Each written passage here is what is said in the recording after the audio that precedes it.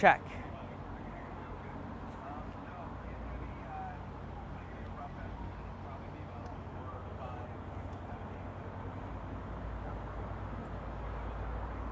Fair enough.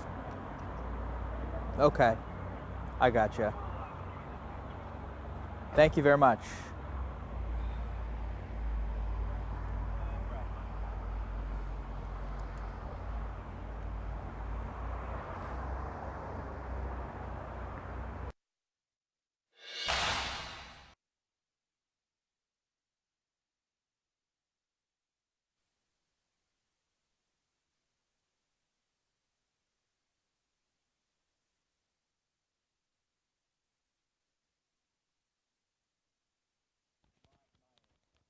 Your end's not on.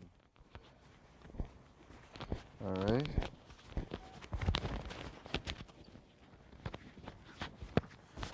Is it on now? Or just tell me when it's on.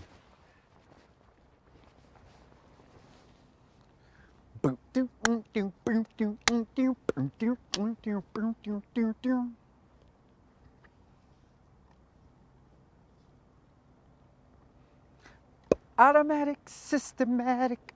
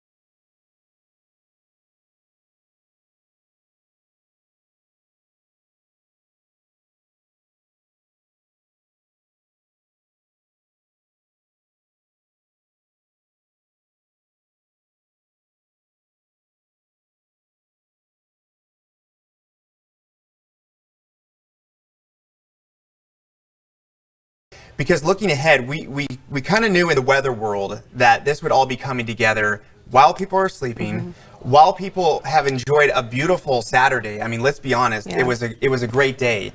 But knowing that these winds are all going to come together like a switch in the middle of the night, that's why we're here and that's why we're online, because every hour we're getting more information about things actually happening because of the wind. Just driving in, I know this is anecdotal, Yeah. this does not tell the whole story, but it was crazy. There's leaf debris everywhere, cars are blowing around, it's very dusty, and that's the low level stuff that, let's just say you're not in a fire zone, you're going to encounter stuff like that. If you're in suburbia, if you're in Roseville, if you're in Lincoln, if you're in Davis, you know, you're going to have tree issues, you're going to have dust issues, you're just going to have things happening in your neighborhood from the wind alone. Then when you add up the wind, the dryness, the ongoing fire north of Santa Rosa with evacuation orders closer to where it is, and with new ones popping up in the valley, this is a legitimate thing that deserves all the attention and all the respect, because it's going to continue to pick up all night long. Yeah. So I'm going to take you through the weather. This is, again, this is longer form, so this is not a 2-minute weather. Here it is. Goodbye. I'm going to really get into the details, so if you love that granular data and analysis, here we go, because there's really no other way to sort of go after a story this big that's unfolding. Because again, with the power outages and the wind that we're going to see, those two things alone are enough to spend time on, and actually they will affect you. So what I've done here is, this is the National Weather Service map, and usually when I show you a map, I'm getting information from some of the airports, because those are calibrated, they're constantly updated, they're solid. Usually they're used for climatology. They've been in the same spot for 30 years, places like the Sacramento Executive Airport right here.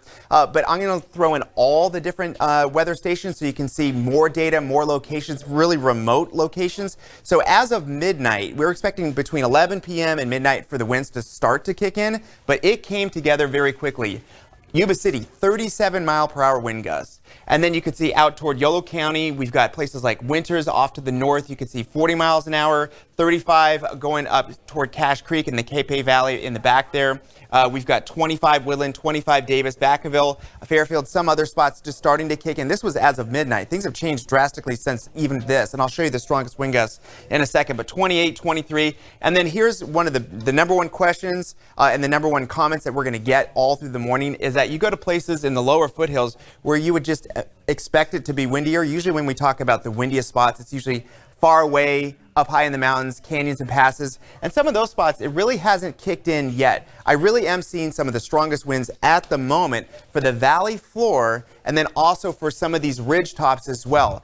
Now just give it time, because as this moves in, that wind, which is in different layers at the moment, it's going to start to fill in for basically everybody. So if you're in the dark in Placerville and you're wondering what is the big deal, just give it time, because again, this is just starting to move in. Here's another look. This is specifically wind gusts since midnight, okay? So this is only within the last hour and 11 minutes or so, the strongest wind gusts that we've seen. And again, this is extreme. We've seen some wind gusts in the Redding area of 50 miles an hour or stronger. You go down toward the community of Corning, which does have a confirmed wildfire that has broken out. 600 acres so far. They are having evacuations in that community. It is also growing very quickly. They're sending crews from our sister station, our affiliate, I should say, up in Redding, KRCR. They're gonna put out more information if you want specifically more on that. But look at this 70. Now this really matters, because that 70, if you want some perspective of where that is, that's north of Lake Oroville, and that is in the Feather River Canyon. That specific weather station is called Jarbo Gap. That is roughly the same location where the Camp Fire broke out. Now, as far as we know, I would imagine that there's no lines, there's no energized lines in those areas. That's a really windy spot that has a history of bad things happening. And you can already see 70 miles an hour. That's close to hurricane force gust in that spot within the last hour. So we'll move it on down a little bit. Then you can see one high area of concern is the coastal range all the way out to the coast, north of Santa Rosa.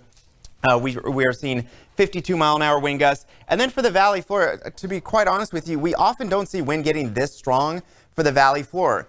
38 miles an hour near Yuba City. We've got 37 at the Executive Airport. Fairfield, Vacaville getting in the mix there with 38 miles an hour wind gusts. And then this 43 that you see there just off to the east of Oakland, that's Mount Diablo, and that's showing a 43 mile an hour wind gust. Now, computer models are computer models. They're almost always off a little bit, but some of those models were showing as of yesterday afternoon that the max gust we could see in places like the top of Mount Diablo upwards of 90 miles an hour. Now, that is going to be really difficult to pull off, but I'm just letting you know that's the reason why all the forecasters, meteorologists have been really getting out in front of this. Now, let's focus on a couple other things. We're going to, let me go back here. This is the current wind speed and then some of the stronger wind gusts. So you can see it's going to be windy anyway, even without the gust. 20 miles an hour. That's just going to be consistent. And then some of your stronger wind gusts, as we've already seen, not projected, not computer forecast model stuff that's already happened, 40 to 50 miles an hour in the valley. If you want to know a rough time frame for all of this, that area in purple, this is the area that's going to see the strongest winds. This is going to be from basically already tonight till 11 o'clock tomorrow night. Since we've crossed over from midnight, I'm going to get these confused today and tomorrow. But basically now until 11 o'clock on Sunday later on tonight. So this is a good solid 24 hours of solid wind. It's not going to let up during the middle of the day. In many cases, it's actually going to ramp up and get even stronger. It just kind of depends on where you are. So you can pick a spot anywhere in here and it's going to get stronger. So again, high wind warning, that's top level thing you are going to see from the Weather Service just related to wind, let alone the big fire risk and the power outages that we have as well. And as we started off the top of this broadcast, you know, what's remarkable is how really calm everything was yesterday. I didn't see any wind at all yesterday afternoon, and we saw highs in the 80s and even a 90 there for Fairfield. So this is just about as warm as it gets this time of year. And right now we're in the 60s. You know, earlier this evening we were in the 50s. So this is not only a strong wind, it's a warming wind. So your classic scenario where the winds go down slope and warm up and speed up at the bottom, that's exactly what's happening. It's called compressional heating. If you want to know what that is, for an example, if you use a bicycle pump, if you notice at the very end of it, if you touch the nozzle, it'll get really hot because it's trying to squeeze all that air through a narrow gap, and that's called compressional heating because you're compressing the air. As you do that, things heat up, and that's exactly what we're seeing with the wind on a bigger scale, of course. The wind is coming down in elevation from the North Sierra, from the Sierra foothills, and also from the coastal range down to the coast, and we are seeing warming conditions. The last time that we saw this with a huge wind event that started the Kincade Fire, which is still ongoing in a huge area of concern, we were seeing temperatures in Bodega Bay at 76 degrees early in the morning before the sunrise. And when you think of Bodega Bay, you think of how cold and foggy it is. The exact opposite, because this weather event and these kind of conditions are so unusual when they all line up. Now take a look at the bottom of your screen. You're seeing two things here. You're seeing a live cam focused on downtown Sacramento with the winds shoving the camera around from our location here. You'll see the temperatures move into the 70s. Today is not a day of extreme temperature swings. Instead of the 80s, we're going to see the 70s. So we're actually cooling today. But what I want you to pay attention to, and this is really the most important thing, is at the bottom of the screen, you see how the wind speeds, those are sustained. That means hour by hour, the average is going to be 24 miles an hour. Notice how they're picking up through the course of the day. And I think that that's what's going to surprise a lot of people, is that this is actually just in the very beginning stages, because what's happening is, you know, weather in general is almost always about high and low. When you have a big high and when you have a big low, and the low, just so you know, on the other side is producing a lot of snow in the Rockies, when they're very strong and very close together, that squeeze action will actually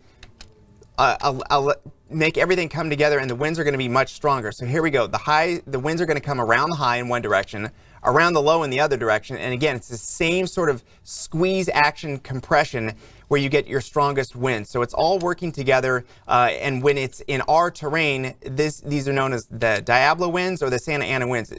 They're known for different names because of different locations. For the Bay Area, they call it Diablo winds because that's where these strong warming winds are coming from. If you're in San Francisco, the wind is coming from your perspective, from Mount Diablo. So that's why they're called the Diablo winds. For Southern California, they're called the Santa Ana winds because when they're felt in Los Angeles or toward the coast, they're coming from where Santa Ana is, where the city is. So that's why they have different names, but it's the same sort of deal. It's these dry offshore winds that can fuel and are well known for the explosive fire growth. So let me take you through hour by hour.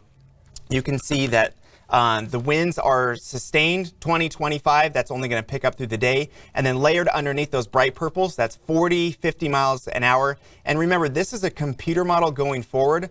But what's helpful about looking at this is that we know this is actually happening at the moment. So it gives you a little bit more confidence that this is actually roughly how things are going to happen.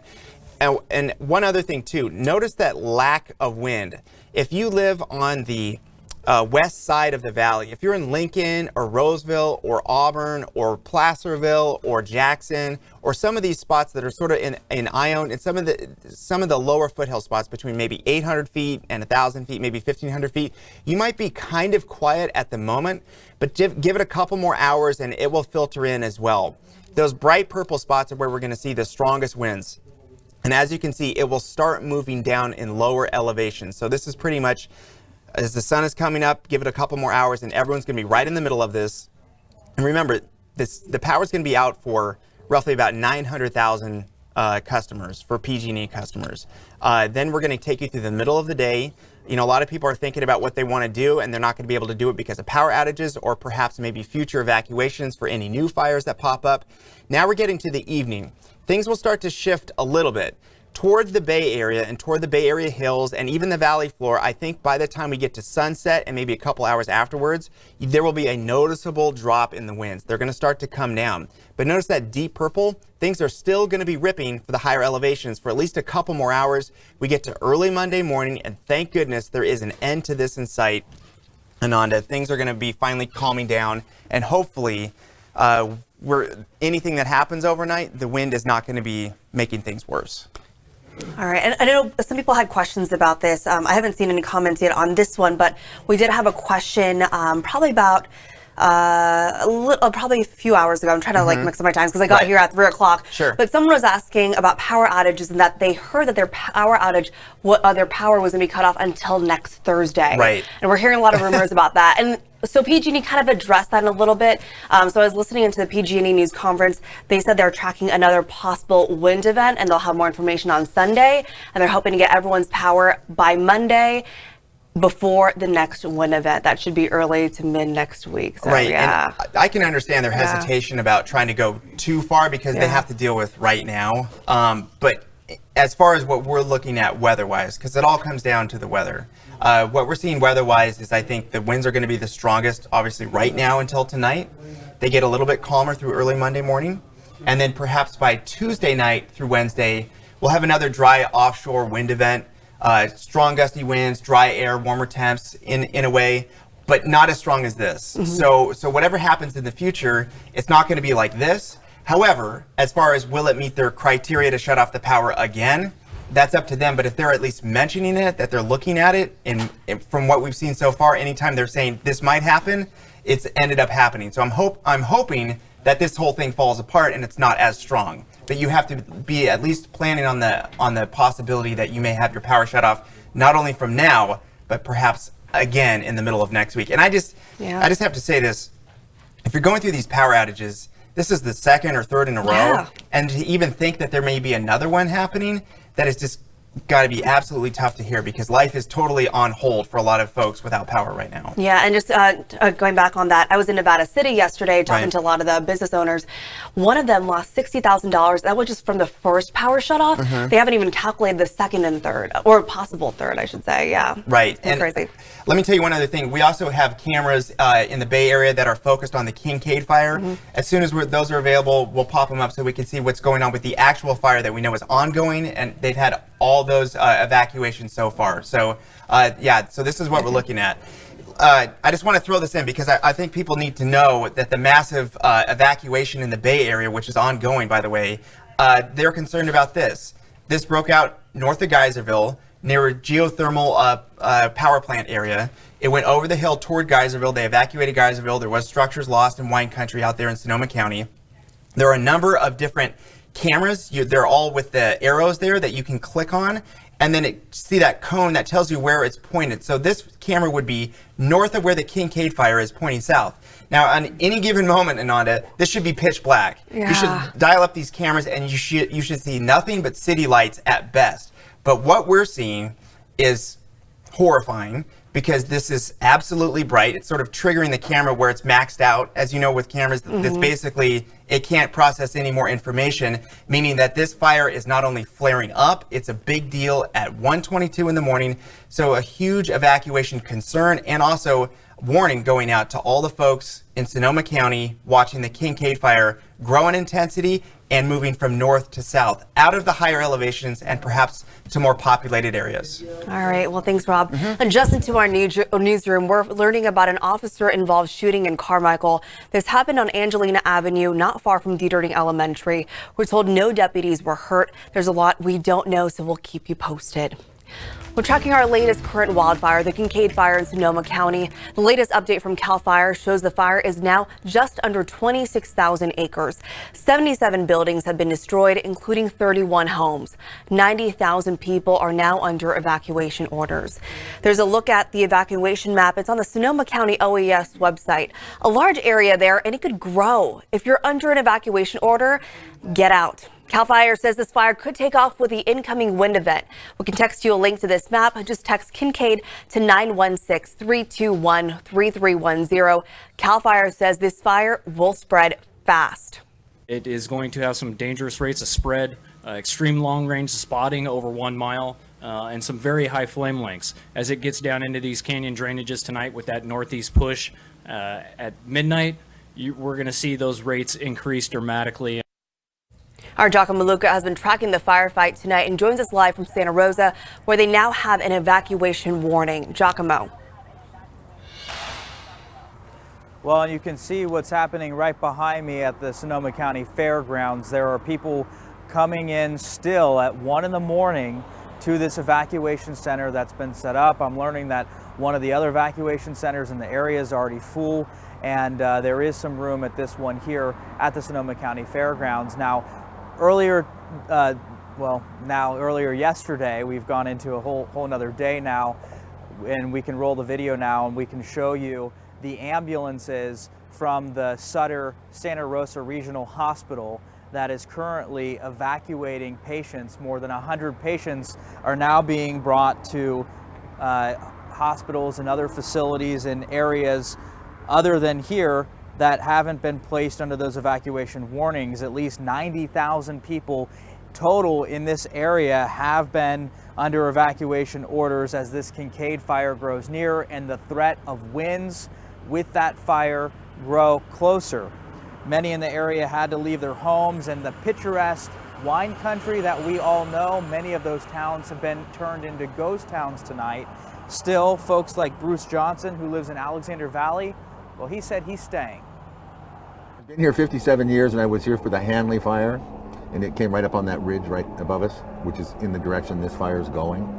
And the actual flames never got here, but burning embers on the wind is our concern. So if we have a pretty defensible space here, and plus we have a generator which keeps our wells going.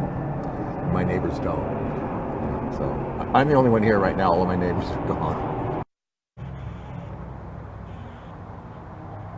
Now, I spoke with Bruce yesterday afternoon, where he was, watering down his property, doing whatever he could, so then in the event that the fire does grow closer, his home may be protected. At least that's what he's worrying about this evening. Now, we were out at the heart of the Kincade Fire yesterday as well, and we saw some pretty extreme burning there. There were crews on the ground. They were putting bulldozer lines. Even earlier yesterday, very early in the afternoon, there was air assets flying over, laying the fire lines, dropping retardant, and then of course later in the evening, those crews were also, there were crews on the ground doing some backburns, trying to push the fire the opposite direction. But tonight, or into early this morning now, of course with those winds growing, that's the big concern. And another thing that folks are also doubling down on, these officials with the CAL FIRE saying if these evacuation orders come in, leave, because there could be some very erratic winds as well as some very erratic fire conditions coming up early this morning. Back to you. Yeah, and Giacomo, you were talking about Bruce. We really hope that he'll be okay and the others that are staying down there. All right, Giacomo, thank you. Firefighters are putting extra resources in place across the state so they can get to any new fires faster. The chief of CAL FIRE told us over the last several days, they've put out 95% of the fires that started before they caused any problems. But the high winds and dry fuel on the way mean more fires could burn out of control. Firefighters are warning everyone in fire zones, you need to be ready to leave. It's important for everybody to understand this is the time of year when the fire starts that we can't put out in that early stage. It's going to start running in a direction and we're going to have to evacuate. For local law enforcement and fire officials, and when they say it's time to go, it's time to go. Okay, so if you hear sirens coming down your street, please listen to them and have a plan in place to get out of your home. Like we said, mandatory evacuations are in effect for this fire. If you want a link to the evac map, just text Kincade to 916-321-3310 and we'll send it to you. And get the latest updates on the Kincade Fire sent straight to your phone. Download the new ABC 10 app on Google Play and the Apple App Store. Now to our other big story, the PG&E Power Shutoffs forced by some potentially dangerous winds. PG&E is in the process of cutting off power to 940,000 customers. This is the PG&E outage map. Every one of those dots is a community without power. Right now, 730,000 customers are in the dark. But keep in mind, Cal OES says every customer represents about 3 people. So we're talking about millions of people across 38 counties in Northern California. This is a historic blackout, but PG&E says it has to happen. Typically in this industry, the way that would be handled would be we would sit back, debris would hit these lines, there would be localized outages, we would repair them. But we're in anything but a typical situation. PG&E started cutting power in the Sierra foothills around 5 o'clock last night. And keep in mind, PG&E has already admitted that one of their towers may have caused the Kincade Fire. There are aerials of transmission towers around the fire's point of origin. Now take a look at this. Here is a time-lapse video that shows the moment the power goes out by that tower, and then shortly after, there you go, a larger glow, which could be the start of the Kincade Fire. Kevin Jana has been in the Auburn area since the lights started going out. He joins us live from Auburn with the very latest. Kevin. Hey, Ananda. Yeah, you know, we've been out in Auburn since around 4 o'clock yesterday afternoon. So we've pretty much seen the whole course of the power shutoff slowly happening and progressing throughout the day. When we were here at around 6 o'clock, interesting enough, there wasn't a lot of power shutoffs in the city at around that time. We were actually at Home Depot earlier where a lot of people were stocking up on stuff, but around 8 o'clock was when the power really started to go off in certain areas, not just in Auburn, but outside of Auburn and Newcastle. We're actually in downtown Auburn right now, and as you can see behind me, absolutely pitch black. I mean, the only lights that you'll see behind me are the traffic lights, which are flashing red, obviously, because there's no power there, and cars when they pass, the headlights from there. But it's been pretty much pitch black in downtown Auburn since 8 o'clock, but that hasn't prevented businesses from staying open. There were quite a few bars in downtown Auburn that are actually still going on right now that were using generators to kind of keep the festive atmosphere and party going. I mean, there was quite a few Halloween parties that were going on in downtown Auburn as well. And of course, when the power is off and the lights are out, that kind of builds a spooky theme for Halloween. So I actually think some of the people that were out tonight were enjoying the power shutoffs. But with that being said, we actually had a chance to catch up with a couple earlier today at Home Depot that was stocking up. And this just goes to show not everybody was exactly thrilled that the power was going off today. Take a listen to this. Well, we've experienced the power outage the last couple times it's happened, and we're trying to get ahead of the next one here. Amy and Brad aren't taking any chances. After living without power the last couple of times PG&E shut the power off, they decided enough is enough. It's time for a generator. So we can power up our appliances, basics, and not have to throw out a freezer full of food. Or, you know, start our cars to charge our phones and that kind of stuff. The couple were among the hundreds of people who flooded Home Depot this evening to purchase generators, batteries, and other items they need for the power shutoffs. And we feel like it's going to be something that's going to potentially be the norm. So, you know, if it's 10 years like they've been saying that this is going to be an issue, that we feel like the generator will end up paying for itself over time. But no matter how much you prepare for the power shutoffs, it still provides a level of discomfort for those affected. Very frustrating.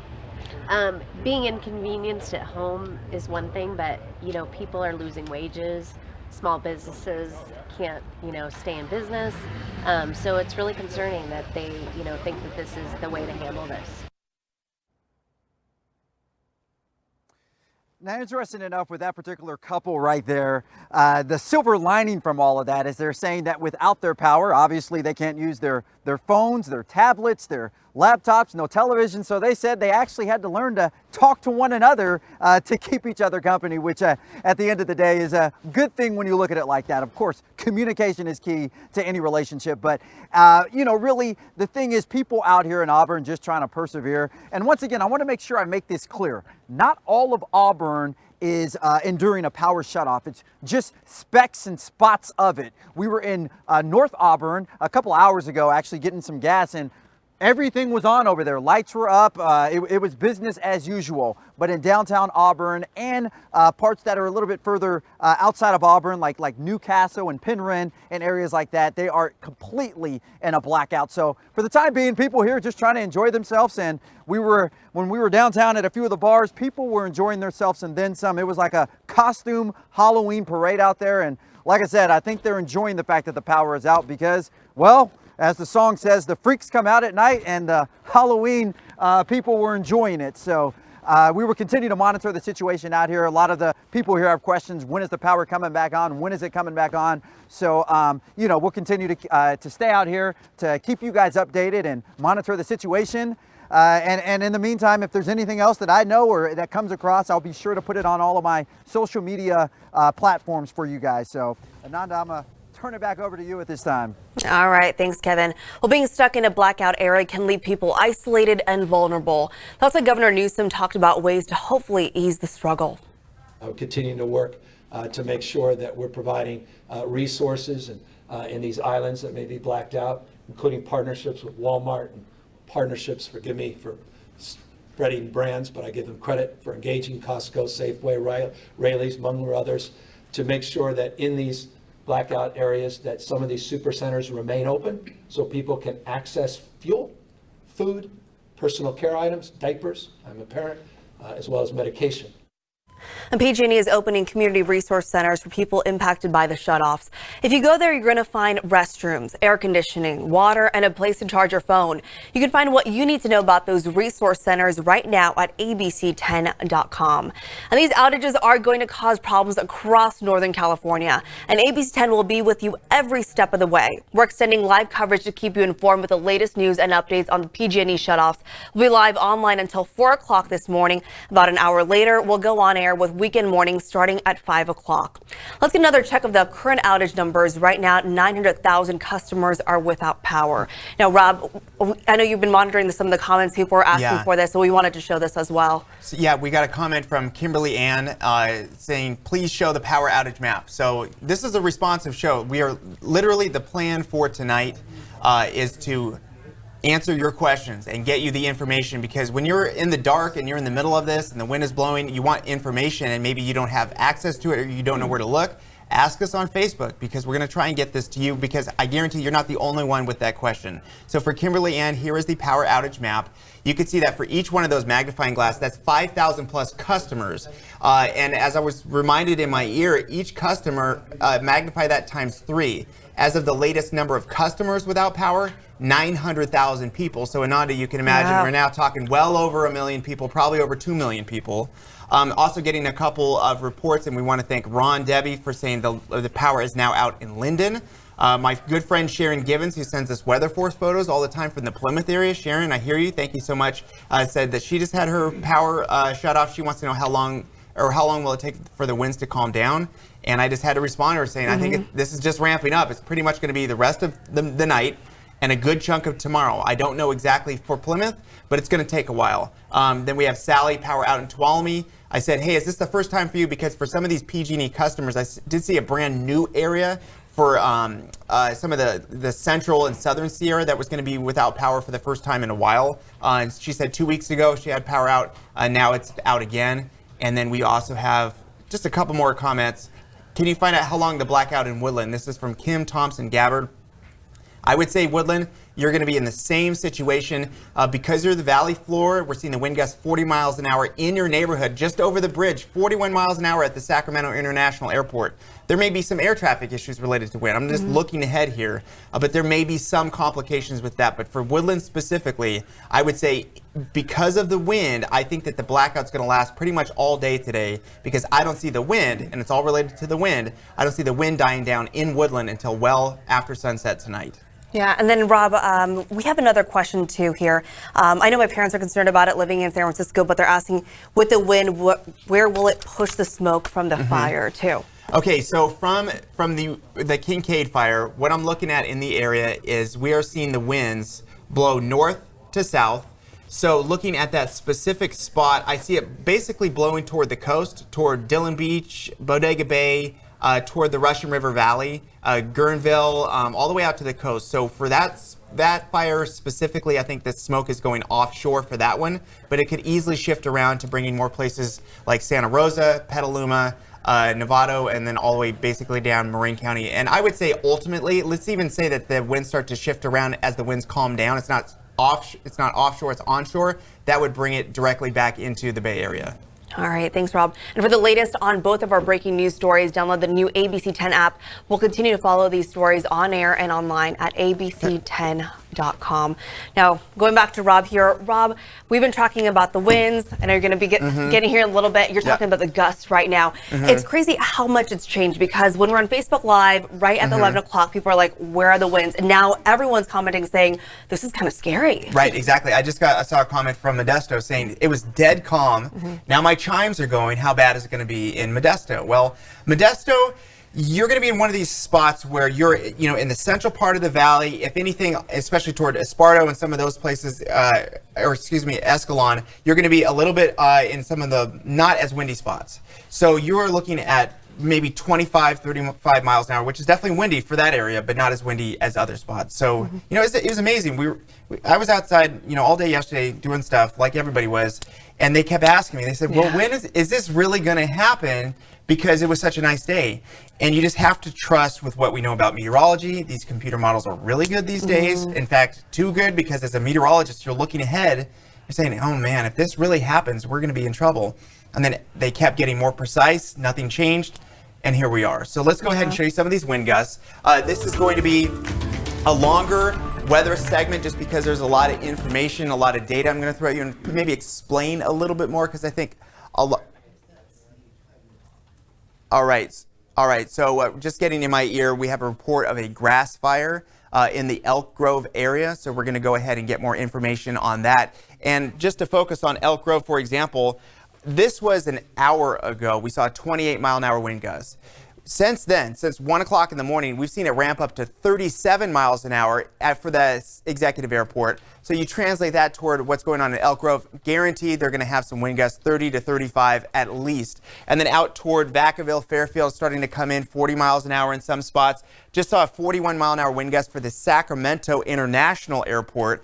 And then also saw a wind gust, this is tweeted out by National Weather Service Sacramento, 66 miles an hour at the Redding Airport. Now, let me just tell you something. 66 miles an hour is definitely enough not only to cause all sorts of issues, that's definitely strong enough to break tree limbs, to take down trees themselves, and to cause new outages. Just so we're clear on this, this has always been a PG&E story in the beginning because they're planning these power safety shutoffs ahead of time, and they're the biggest power provider in all of Northern California.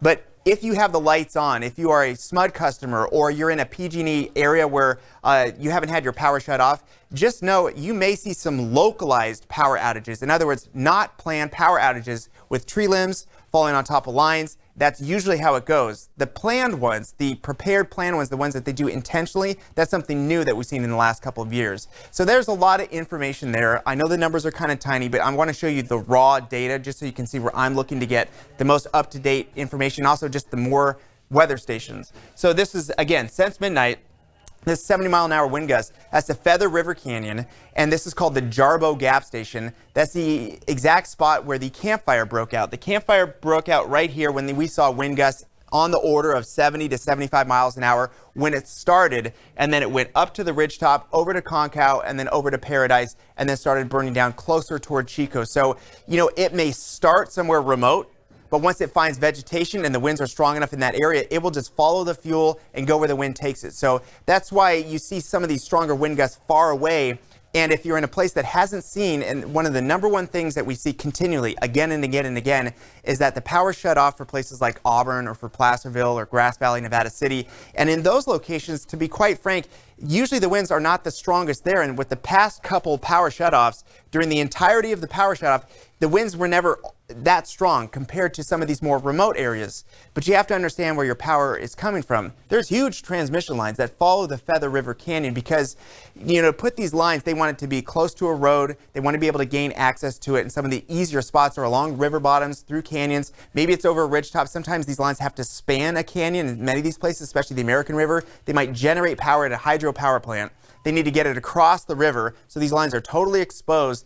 It's just the reality is that where the strongest wind gusts tend to be in more extreme terrain, and that's also where we just happen to have transmission lines, and that's what they're concerned about. Not so much what's going on in town, but the weather has to be good all along these hundreds of miles where all these transmission lines are all over Northern California. Again, 52 miles an hour, not in remote areas, not up at the top of a mountain. Some of these really strong wind gusts, 50 miles an hour or stronger, are the valley floor, places like Corning and other spots, and a whole host of 30 mile an hour plus wind gusts at Fairfield, Vacaville, Travis Air Force Base. These are strong for the valley.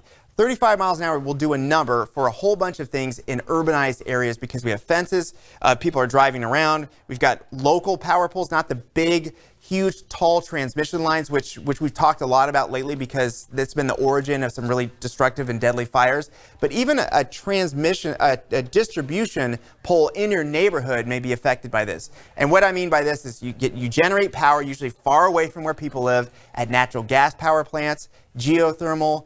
We've got wind in the Delta, we've got hydro up high, nuclear power plants out of the area. There's a whole different places where it's generated, and then it's moved to these huge transmission lines, the big thick ones that go hundreds of miles through extreme terrain, and then it gets to these substations where you may see it. There's just a whole bunch of transformers and coils all over the place with a big chain link fence. It gets to those places, and then they have to regenerate it and basically kick it back out because over distances, electricity will lose power. So they have to basically re-energize it, kick it back out to maybe your house. Then that's the power pole. That's the power pole in the alleyway back behind your house. In some cases, it's underground. But in many cases, it's that power pole, and then usually it's the top wire of a power pole that has that ceramic connection to the power pole. It's usually those things that then may be affected by valley wind. So again, those are some of the strongest wind gusts that we've seen so far. These are the airport wind reports. So 24 miles an hour, 16 Stockton. You can see it's moving in north to south. You can see some of the more hot spots, and then layered underneath are some of the wind gusts as well. Auburn calm, Placerville calm. So again, if the power is out in those areas, the reason why it is because just north of your area in the Feather River Canyon, where your power may be coming from, quite honestly, they're seeing 70 mile an hour wind gusts. So it's not where you live, it's where the power has to move through to get to your house to power your neighborhood and your community. So the other thing that we're seeing as well is this is going to last a while. Probably the second biggest question, Ananda, is when is this going to be done? We get that it's coming, we get that it's here, we want to know when it's going to be done. And unfortunately, I see this lasting the rest of the overnight hours. In some cases, it might even pick up in the afternoon. And then into the evening, it will start to slow down, especially the coastal range area. But I see pretty strong wind gusts in the Sierra well into the evening. I would say a couple hours past sunset. So you're going to see here the highest, strongest winds 11 p.m. tonight. That's going to be a long time. This is the very beginning of this. We've got a long way to go. And what's remarkable, again, about all this, just as an aside, you rarely see these things go from basically nothing, a nice day, and then boom, it all comes. And that's really how far meteorology's come, is that we can see these things coming. 20 years ago, we might not have seen this, but we're a lot better now, and we're trying to get ahead of these things. And also notice the early morning temps. Folks, this is late October.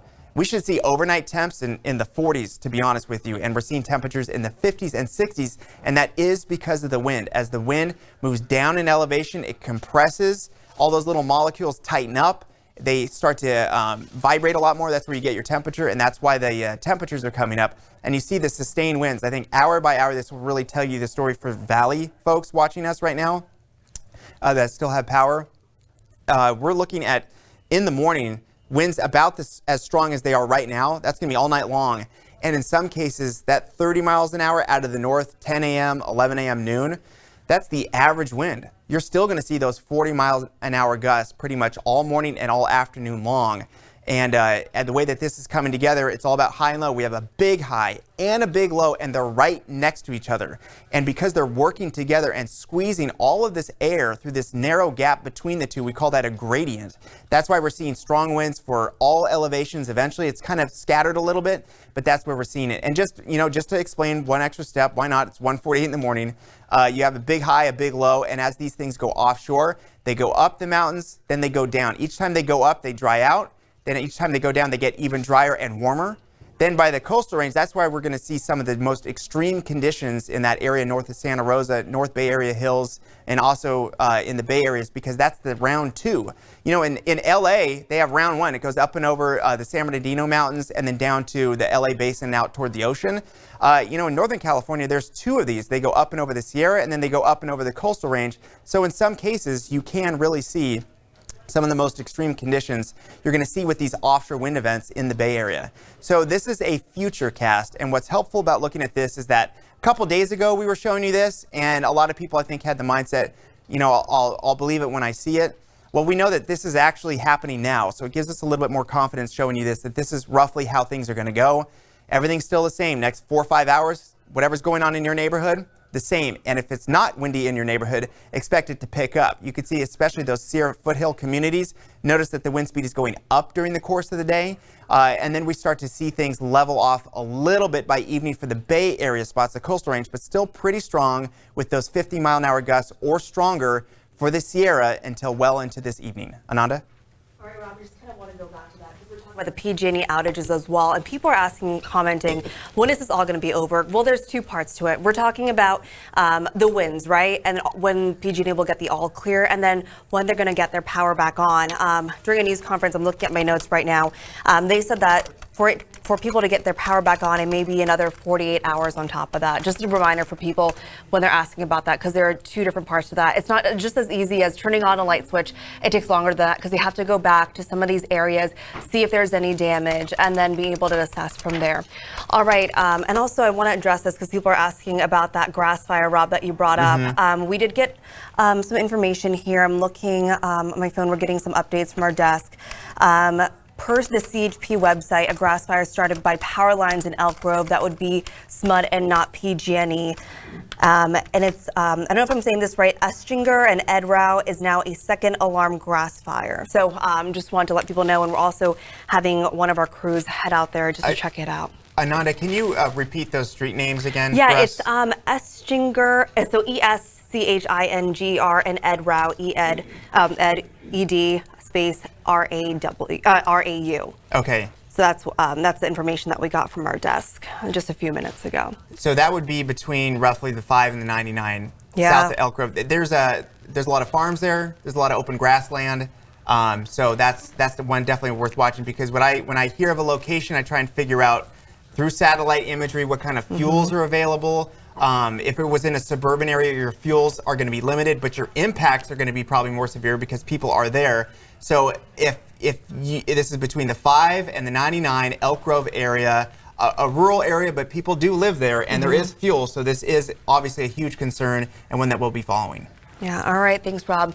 Well, kind of switching gears here a little bit. We live in the wealthiest state, in the wealthiest nation on earth, yet the lights are going out for millions of us, and it's all happening on purpose. PG&E calls it a public safety power shutoff, but that doesn't tell the whole story. It's safety from the people who rely on the power. According to state leaders, PG&E started fires that killed 107 people the past 2 years. These shutoffs are meant to prevent that from happening again. That's why we made our 3-part series, Fire, Power, Money. Let's watch the second part, Power, which explains how PG&E influences politics to protect its monopoly.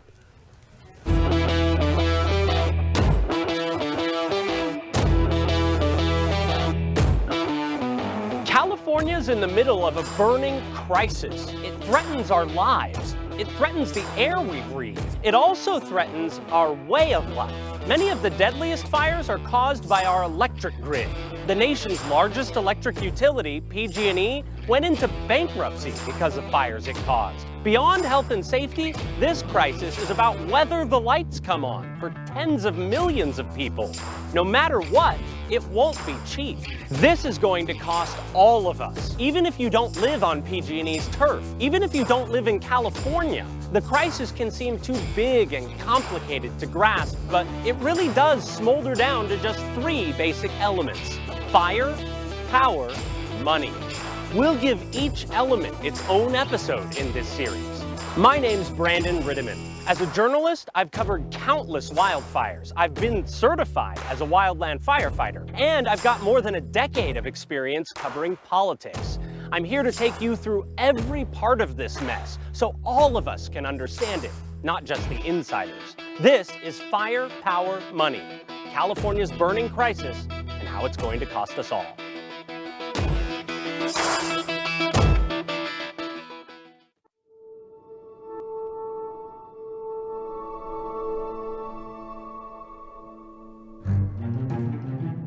Power. It comes in many forms, but every kind of power gives us the same thing: the ability to make things happen. Electric power makes the lights come on. It's a basic need for modern life, and that gives electric companies another kind of power: economic power. They have huge monopolies, forcing people to do business with them. In California, that economic power's been abused, and the political power hasn't been able to fix it. Power helped get us into this mess, but it's an element we'll need to harness to force our way out.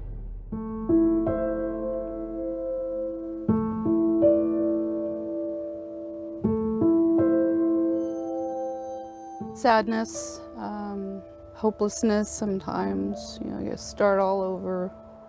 Robin Souza, the campfire survivor living in a trailer on her friend's side yard, says she gets nightmares. It's hard not to think about the fire, the escape from the flames, the people who didn't. She knows one person who died in the fire. She lost her home. Me and a group of people of the Samaritan's Purse went up there to sift through the ashes, and we did find a couple of things. She loved that house. Robin and her husband, who didn't feel up to talking with us, worked hard on it. I don't want anyone else to go through this. We heard this from a lot of survivors, and a lot of them are suing PG&E.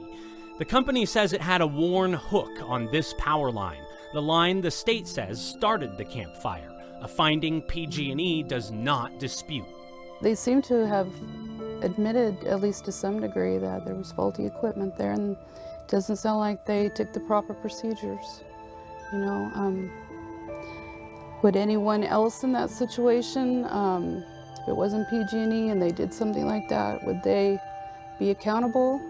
We know a thing or two about what accountability looks like with PG&E. If it feels like we've seen this movie before, it's because PG&E's got a rap sheet. People don't trust it, and they can point to serious reasons why. Survivors like Robin want to know if there will be accountability. Yes, they want compensation from PG&E. Yes, there's a cottage profession of wildfire attorneys working to get it for them. But the victims also want to know if someone in a position of power out there is going to make PG&E change its ways. The answer is a fascinating story of its own. There's a convicted felon living here in San Francisco. This is a criminal who's never spent a night behind bars. That's despite the fact the state says they started wildfires that killed 107 people the last 2 fire seasons. This criminal isn't a person, it's the Pacific Gas and Electric Company, a multi-billion-dollar corporation with a monopoly over 4 out of 10 people living in California. On the map, PG&E looks like this. That's the turf of its monopoly, from Bakersfield almost all the way up to Oregon. They cover an area the same size as Oklahoma. It's got the population of 4 Oklahomas. 16 million people have no choice but to get their power from this company. If you granted it statehood, PG&E would be the 5th most populated state in the nation, just behind New York. So, what happens when a company that powerful commits a crime? The law tells us corporations are people, that they're to be treated just like you or me, but that's just not true. Cameras are banned from federal courtrooms when court's in session, but we can still show you how it really works in here. This is the story of 2 criminals. This is Carl, and this is PG&E. Both committed the exact same crimes. At this point, juries found both of them guilty. Now it's time for the judge to hand down their sentences. Carl's in a prison jumpsuit because he's facing up to 30 years in federal prison. PG&E came to court wearing a bunch of suits. Executives and a small army of lawyers are really all you see at the defendant's table when a corporation goes to court. When the jury in PG&E's case went to deliberate, the court told them, under the law, a corporation is considered a person, and all persons are equal. That sounds nice, but it's not true.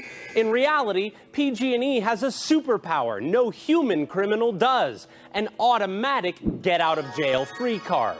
If the charges are against the company, but not specific people in the company, the handcuffs and the prison bars simply disappear as options for punishment. To be clear, PG&E committed 6 federal felonies, which absolutely do qualify for prison time. If Carl committed those same crimes, legal experts say he'd probably get 5 to 10 years in federal prison. But it could be as much as 30 years if the judge found the case serious enough to throw the book at him. PG&E's crimes did come from something serious. 8 people died when a big PG&E gas pipeline split, blowing up an entire neighborhood in San Bruno.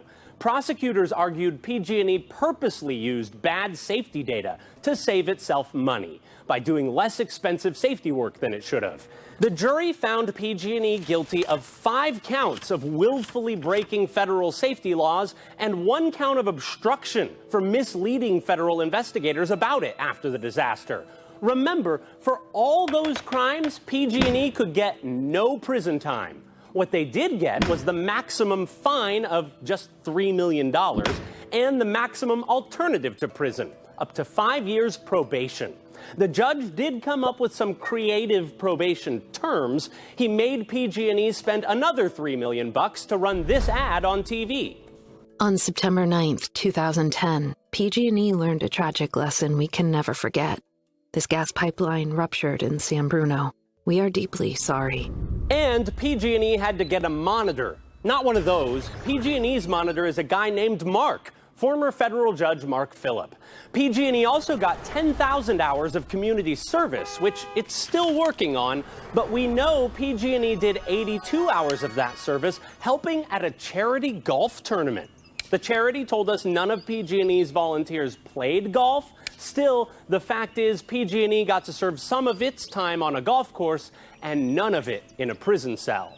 But a corporate criminal's superpowers don't stop there. Let's suppose the judge decided to go easy on Carl, the human criminal, and give him probation too, a second chance to turn his life around. Probation is supposed to keep offenders on a leash. Stay on your best behavior, don't break the law, or you get dragged right back into court for more punishment. If Carl slips up during probation, he's going to prison, but not PG&E. It actually did violate its probation in this case, but the judge still doesn't have the option of prison. All he could do was add more terms to PG&E's probation. But PG&E still gets to walk out of court and into the free world, a world where it has a massive monopoly to sell the electricity we all need. While an apology alone will never be enough, actions can make PG&E safer. After San Bruno, PG&E's court-ordered apology ads on TV promised action. We can never forget what happened in San Bruno. That's why we're working every day to make PG&E the safest energy company in the nation. Words are not enough, PG&E wrote in a statement after the sentencing. We expect to be judged by our actions. So how did PG&E act after walking out of that court? 9 months after the judge sentenced the company to probation, the state says PG&E Power Equipment started 17 fires in Northern California. Those fires killed a combined 22 people. The house is burned down.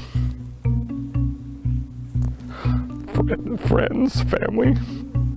You just take what you can and leave, or you stand and fight. As lawsuits poured in from the survivors of those fires and the loved ones of the dead, PG&E did take action. The company blocked all the lawsuits by declaring Chapter 11 bankruptcy. Bankruptcy automatically freezes all lawsuits against PG&E, forcing victims and survivors to come to the negotiating table to try to settle. What else did PG&E, this company that wants to be judged by its actions, do? They committed more crime, according to prosecutors. Can you point me to the crime in that photo? The crime here is this right here, which is the branch that was over here, over these lines. Mike Ramsey's been the prosecutor in Butte County for more than 3 decades. The year before the Camp Fire burned down Paradise, he says PG&E power lines started this, the Honey Fire. A small 150-acre fire that burned no homes down. Hundreds of people are affected. No homes have been lost to the flames, thanks in part to neighbors who dragged out their own backyard garden hoses and went to work protecting their own property. This branch in the wind came down, brought the power lines down to the ground and started the fire. That's a failure to maintain a distance around an energized power line. And that's a misdemeanor. That is a misdemeanor. State law requires power companies to keep trees trimmed back a safe distance from power lines, generally 10 feet or so. But Ramsey says they're also supposed to trim back obvious problems, like branches hanging over the lines. How slam dunk do you feel like that case is based off of what you just pointed out on that picture? We felt it was fairly slam dunk, and we felt it was very provable, and we let PG&E know that. The crime Butte County alleged only carried a punishment of $1,000. But because PG&E is an offender on probation, a new criminal case might have cost them a lot more. As PG&E explained to its own investors after the trial, the probation includes a requirement that PG&E not commit any local, state, or federal crimes during the probation period. What PG&E didn't tell investors is that it also had to report new legal problems to its probation officer within 72 hours. But when Butte County started investigating PG&E for criminal charges for starting the Honey Fire, the company didn't go to its PO. Prosecutor Mike Ramsey says PG&E talked to him to try to get out of being charged. They had asked to come up and talk with us about it and see if there was something that could be done absent a criminal conviction. Over the course of months, we repeatedly asked PG&E to make its leaders available to answer our questions for this series on camera. They refused every time. Ramsey says a team of PG&E lawyers came to his office. They tried to convince him that he didn't have the evidence. That's when he says he brought it up. You're a federal felon on probation, at which point the room got silent, and then we said, okay, now that we know what our bases are, why don't we start talking about something substantially more than $1,000. Butte County ended up settling its criminal investigation of the Honey Fire for a civil agreement. Butte County agreed not to charge PG&E for the $1,000 crime in exchange for $1.5 million. Knowing what you know now about PG&E, Do you have any second thoughts about how you settled this? Actually, no. I mean, because what we want, we still want something that protects the people of Butte County. Ramsey says a $1,000 conviction wouldn't do a lot for Butte County, but the $1.5 million is going to hire people to do safety inspections of PG&E's lines there for the next few years. To purchase line inspectors, governmental line inspectors, just to help them out. Butte County was getting ready to hire 4 new firefighters to do those inspections when it hit. Just 1 month after PG&E settled with Butte County, the Camp Fire burned a huge piece of the county down, killing dozens of people. It was the deadliest fire in California history. 85 people died.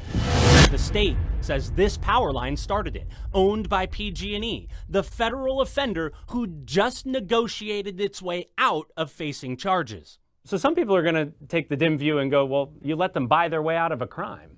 Actually, no, because the federal judge, as somewhat expected, did find out about it.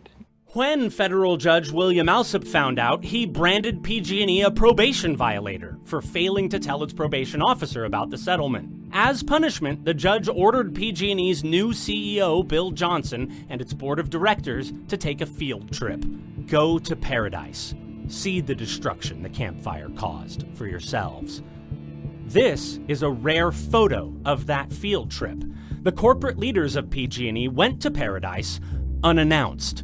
That's Judge Alsop outside of his courtroom rolling along with them.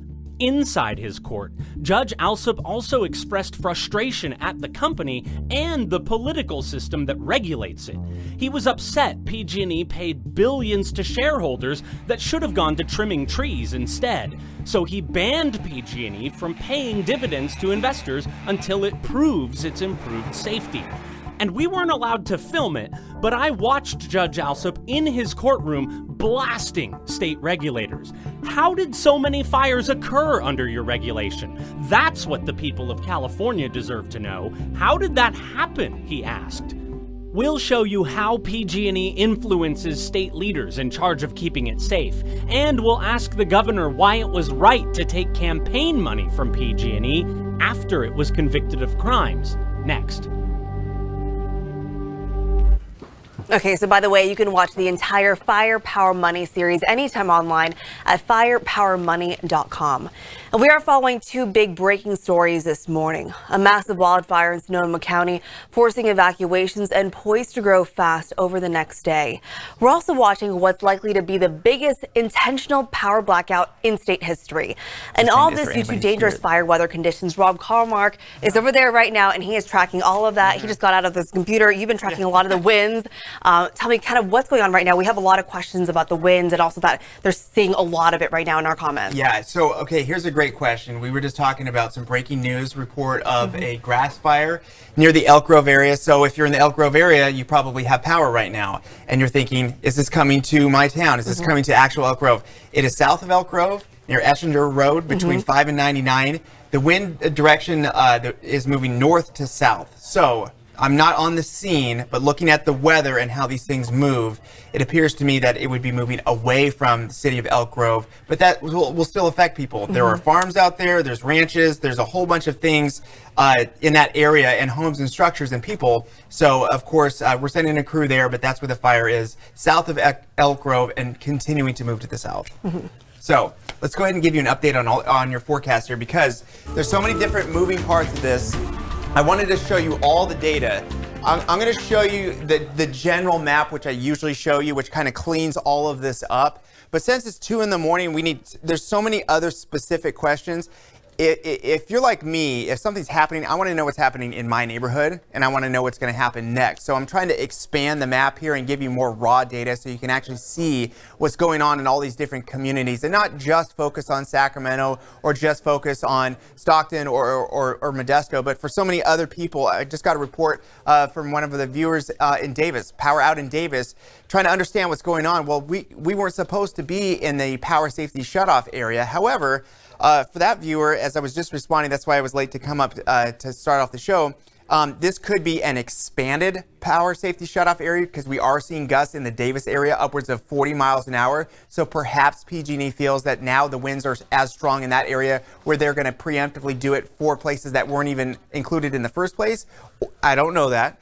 Or number two, we are also going to see just localized power outages in the traditional sense where you have energized lines, a tree limb falls on the power line, and then it creates a fire at the bottom. That may happen in the hours ahead. So I don't know specifically what's going on in Davis, but there's a couple different scenarios which have happened in the past, which may be causing the power outage there. So I want to show you something that I think is really important. We were talking about this as sort of like a switch, that all day on your Friday, kicking off your weekend, no weather issues. All day on Saturday, no weather issues. And that's kind of a bad thing in a way because it's a weekend, it's Saturday, it was 80 degrees, there was no wind at all. And it kind of lulls you into this sense of, are they really sure that this is going to come together? And then in the middle of the night, as we are all experiencing now, basically our whole viewing area, if you're watching us, and since this is on Facebook, maybe you're watching us out of the Northern California area, as this is moving through, lower elevations at first and some of the higher elevations starting to get in the mix. It's at least breezy and windier than it should be this time in the morning. And in some cases, legitimate, serious, dangerous, damaging wind. This is the Jarbo Gap, which is a very remote area, but this place happens to be very well known now because as you just saw from the story that we were playing earlier, this is where the Camp Fire started essentially. Feather River Canyon, it's narrow, and as the winds move down slope in these type of wind events that we're seeing, they speed up in narrow canyons and passes and also warms up and dries out the air. So just since midnight, we've already seen a 70-mile-an-hour gust. And what's tricky about this is that then you see the strongest gust reported in Chico so far, 29. So what may be happening in your neighborhood may be totally different than a couple miles away where some of these power lines are. And that's really the sort of disconnect and probably the most frustrating thing for people going through these continuous days on end power outages is that perhaps in Placerville or in Auburn or in some of these other communities, the wind hasn't really been that strong. But it's where these power lines are that have to go through hundreds of miles of remote, extreme terrain and places that usually tend to see some of the most extreme winds. If there's any type of that stuff going on in these areas, the transmission lines may be compromised, and that's where you may lose power because it's not what's happening at your house, it's what's happening far from you. Also, we're seeing things that are very unusual with this. Usually a windy day in the valley would be a gust maybe up to 40 miles an hour in the valley. It's just difficult to get winds that strong, that gusty, all the way down lower in elevation. But that's exactly what was seen in Corning, where there was a 600-acre fire that I'm sure is still growing, evacuations underway there. And then also toward the coastal range as well, we're seeing some really strong wind gusts, as you can see here, all the way up to 35 near Woodland. I've seen some stronger gusts of 40 miles an hour. Again, this is just since midnight, and next chance I get at my computer, I will update all these numbers. Another thing I saw was a 66-mile-an-hour wind gust at the airport in Redding. So here's the current sustained wind speeds, and again, that disconnect, it's not windy in Auburn. It is not windy in Placerville, but you go to the valley floor, definitely windy, coastal range, very windy, and watch. A couple graphics from now, I'll show you how this ramps up overnight. So if it's not windy at your house now, give it 3-4 hours and it's going to move in because this is who we're talking about. Everybody's shaded in purple. This is the Sierra. This is the valley floor, this is the coastal range, and in some cases all the way out to the coast, and a couple, I would say, notable exceptions. If you're in Stockton down to the south, not as windy. In other words, if you're in Turlock or Modesto, you're definitely going to see some strong winds, but not as windy as places just off to your north. This includes Tuolumne County, this is Arnold, this is Groveland, and also this is not necessarily Truckee or South Lake Tahoe. What's interesting about this is that that's where the winds start. The winds are coming in from the east to the west, and as it goes up in elevation from Reno, up through South Lake Tahoe, up through Truckee, it's definitely going to be windy. But then as it moves down slope, you have the added effect of gravity, you have the added effect of canyons and passes sort of funneling all this wind, squeezing it, speeding it up, drying it out, and warming it up, and then it gets to the valley floor, and then it starts to move across the valley. It gets very windy, very gusty, and then it goes one more mountain range over to the coast, and that's where we're seeing some of the most extreme conditions.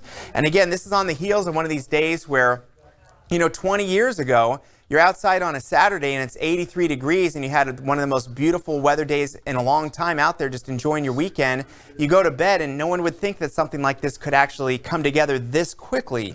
But because meteorology has come a long way, and yes, it should be said, it has a long way to go, but where we are at the moment, we can see a week out ahead of time that the possibility of things coming together very quickly is out there. So we were very warm, almost close to records. 89 would be the record, but we were in the mid upper 80s. In Fairfield, you did get to 90 degrees, so it was very warm. And we're waking up this morning with temperatures in the 60s and some 40s out toward the coast. So this is what we're seeing. Two things that you're looking at right now. Number one, this is a Sacramento camera pointed toward downtown off to the north. And it's shaking because in the area we have sustained winds 20, 30 miles an hour with some gusts up to 40. Not occasional gusts. We're seeing routine gusts upwards of 40 miles an hour for the valley. And that is enough. Maybe it's not as extreme as some other spots, but for Sacramento, that's pretty strong, and it's definitely enough to cause tree limbs to come down, leaf debris all over the place, making driving on either 99 or 50 or even 80. You're going to get a lot of crosswinds with the north wind. Watch out Yolo Causeway. Watch out I-5 as you go from the airport over to Woodland or vice versa. That's a crosswind. And when it comes out of the north, it's going to blow you around, and it's definitely going to blow around trucks. So you can be the best driver in the world, but keep your eye on your left and your right. If there's a truck next to you, give it some space, because even though they may not want to move, they may move. I want to go back to this for one more second because I think that this is important. Another question that we keep getting is, well, when is this going to be over? When is it going to start to calm down? Looking ahead, this is 7 hours from now. I see wind speeds and conditions that we're seeing right now still lasting well after sunrise. That number that you see there, that's the sustained wind. In other words, that's the average wind speed. 30 mile an hour average wind speed is very strong for the valley. And then you throw in the gusts, 40, 45, maybe stronger, and it's going to be as windy as it is right now through the rest of the overnight hours, middle of the night stuff, sunrise, and still way into the afternoon. It's going to be just like this. So the reason why is you get wind from the difference between high and low. We call that a gradient. When the high is really strong like it is right now, and the low is really strong like it is right now, just off to the other side of the Sierra, and they start squeezing together, that gradient tightens up and it gets really strong. And that combination of high and low creates just a wind gradient that's strong. Then you add in just how California is, geography. Like I mentioned earlier, it goes up and over mountain range, it speeds up and it dries out. It speeds up and it dries out, and then at the bottom, it gets warm. And some people have been asking, why do you call it, is this like a Santa Ana wind, or it's the Diablo winds here. It's not like a Santa Ana wind. It's the same thing. It's an offshore wind. And the reason why they call it a Diablo wind in the Bay Area is because if you're in San Francisco, the wind is coming from Mount Diablo. And then if you're in Southern California, in the LA basin, basically it's coming from the Santa Ana area. So that's why there's some different names for the same kind of thing and the same sort of fire risk. So here's the most important thing, Ananda, and then I'll toss it back to you. This, you know, a couple days ago, we would show you this and say, well, this is what it's looking like. We feel like this may come together. Let's get out ahead of this. Let's make sure that you're prepared. But knowing that what you're seeing on the screen is exactly what's happening at the moment, that gives us a lot of confidence that this is how it's going to play out over the next couple of hours. Now we're going to fast forward 3 hours from now, still the same thing. Strong wind gusts in the valley. Notice that it does ease up a little bit on the east side of the valley, and once you go to the south, so that's sort of that one zone I was mentioning, Stockton or Modesto, Turlock, Hillmar, some of those spots, not as windy, definitely windy, but not as windy as some other spots. Then we fast forward into the afternoon and later this morning, and we're going to see more wind. So if you're in the Sierra and it's kind of quiet, it will ramp up for you. It's still just as windy along the Bay Area coast. And then into the afternoon, when you're seeing those purples, that means it's still gusty. Now we're getting to a couple hours past sunset. Notice that in the mountains, in the Sierra, it's still ripping. For the Bay Area, finally, they will see some relief. And as we ease into our Monday morning, there still will be some occasional wind gusts. But Ananda, the big question, when is this all over for everybody? We're going to kind of have to wait till early Monday morning for things to really ramp down. And then begins the process of looking at the lines, making sure they're safe, and trying to get that power back on. And Rob, I just kind of want to go back to some of the fires that we've been following. We've been following the Kincade Fire, and also we're also tracking this Rawson Fire in Tehama County. We sit right next to each other, so we were talking about this right before this started. They have mandatory evacuations up there, and I'm kind of curious. I know a lot of people are talking about this on Facebook. What's going on over there? High winds. It's kind of near the Corning area. It's a little bit more up north. Right. So this is the Corning area. This is basically I-5 as you take it north. And continue to move into that area. That's one of these spots where we've seen some wind gusts there. in the 50-mile-an-hour wind range. Red Bluff has been really windy. So if you're leaving Sacramento, you're going to go to Woodland, then you're going to head up to Williams, then Willows, then Orland, then Corning. This is mostly an agricultural area, but people live here. Corning is a bigger town for the north part of the Sacramento Valley, and there are evacuations underway. 600 acres, you know, I think we focus on how bad a fire is by how many acres are burned, but it all depends on where those acres are.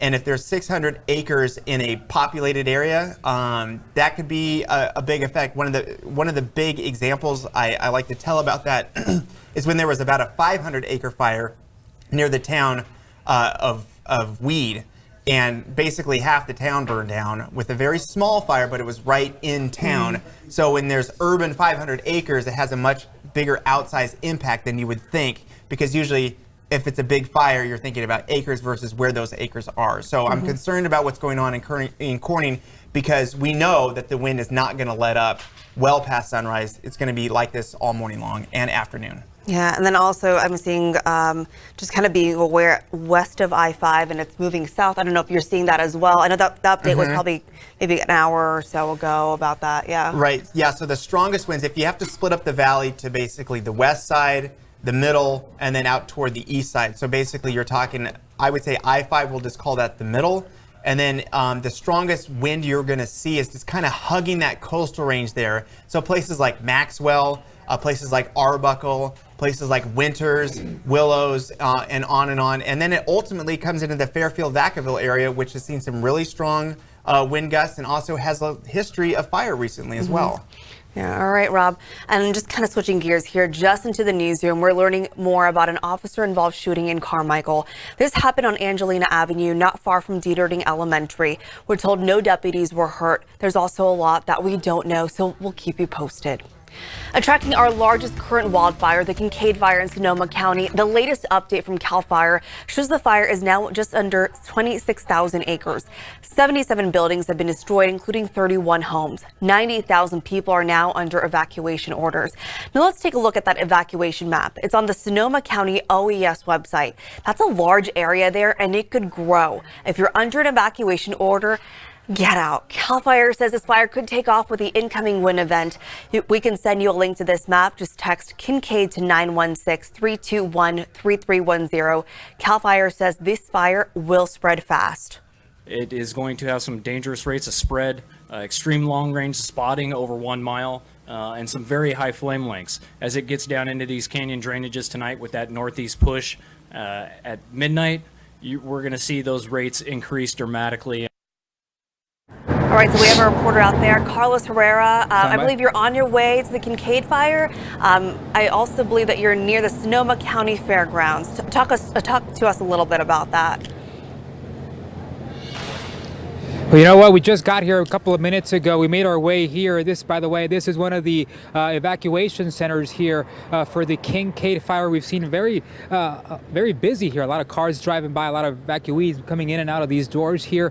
This is one of the 3 evacuation centers and one of the 2 buildings here at the Sonoma County Fairgrounds where people are bringing their animals as well. The winds continue to blow here. We made our way here to Sonoma County with photojournalist Mark Willis, and that was definitely a topic of conversations because we thought, well, the winds seem to be much stronger in the Sacramento area, but as soon as we got off the highway and parked here at the fairgrounds, we definitely felt those winds, and you can see it here blowing on those trees. These are really 2 to 3 minute intervals where we have the wind blowing really strongly and then they kind of die down.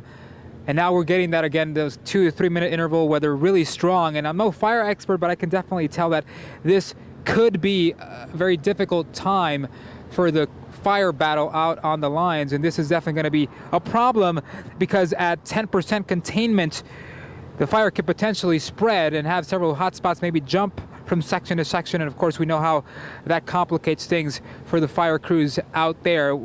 We do have some video that we shot yesterday, just a couple of hours ago actually, because as the fire continues to spread and grow, we know evacuation orders continue to expand as well.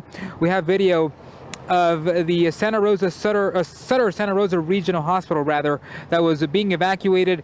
CAL FIRE told us there was no immediate threat, but the hospital went from a zone that went from evacuation warning to mandatory evacuation. About 100 patients and 10 to about 20 ICU patients were all going to be sent to hospitals in Novato, Marin, and San Francisco. The fire also affecting the Sonoma Sheriff's Office inmates. They told us that inmates at the North County Detention Facility were cleared yesterday, last night, and inmates were taken to be housed in Alameda County.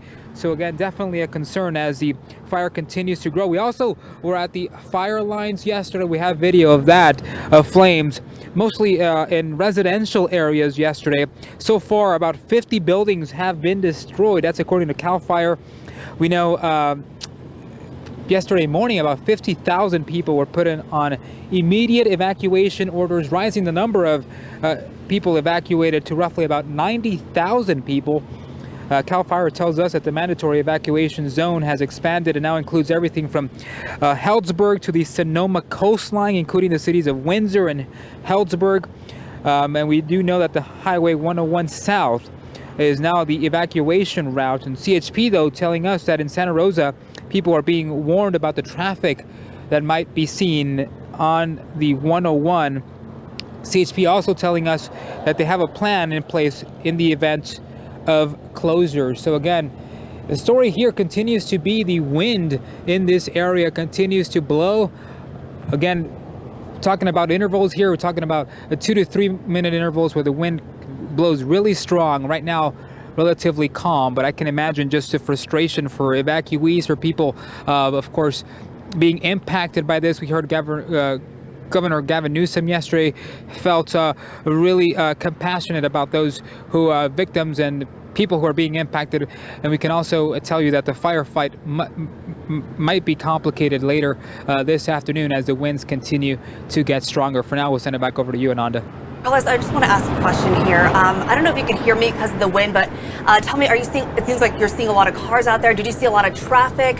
You mentioned CHP says there's going to be, there was some traffic from people leaving that area as well. Yeah, we've seen a lot of traffic actually on the highway, but mostly here on this area, right in front of the Sonoma County Fair. People looking for parking, people just standing by, going out to the evacuation center, asking questions if there's still room. That's one of the main questions, actually. This is one of the evacuation centers that's still taking evacuees.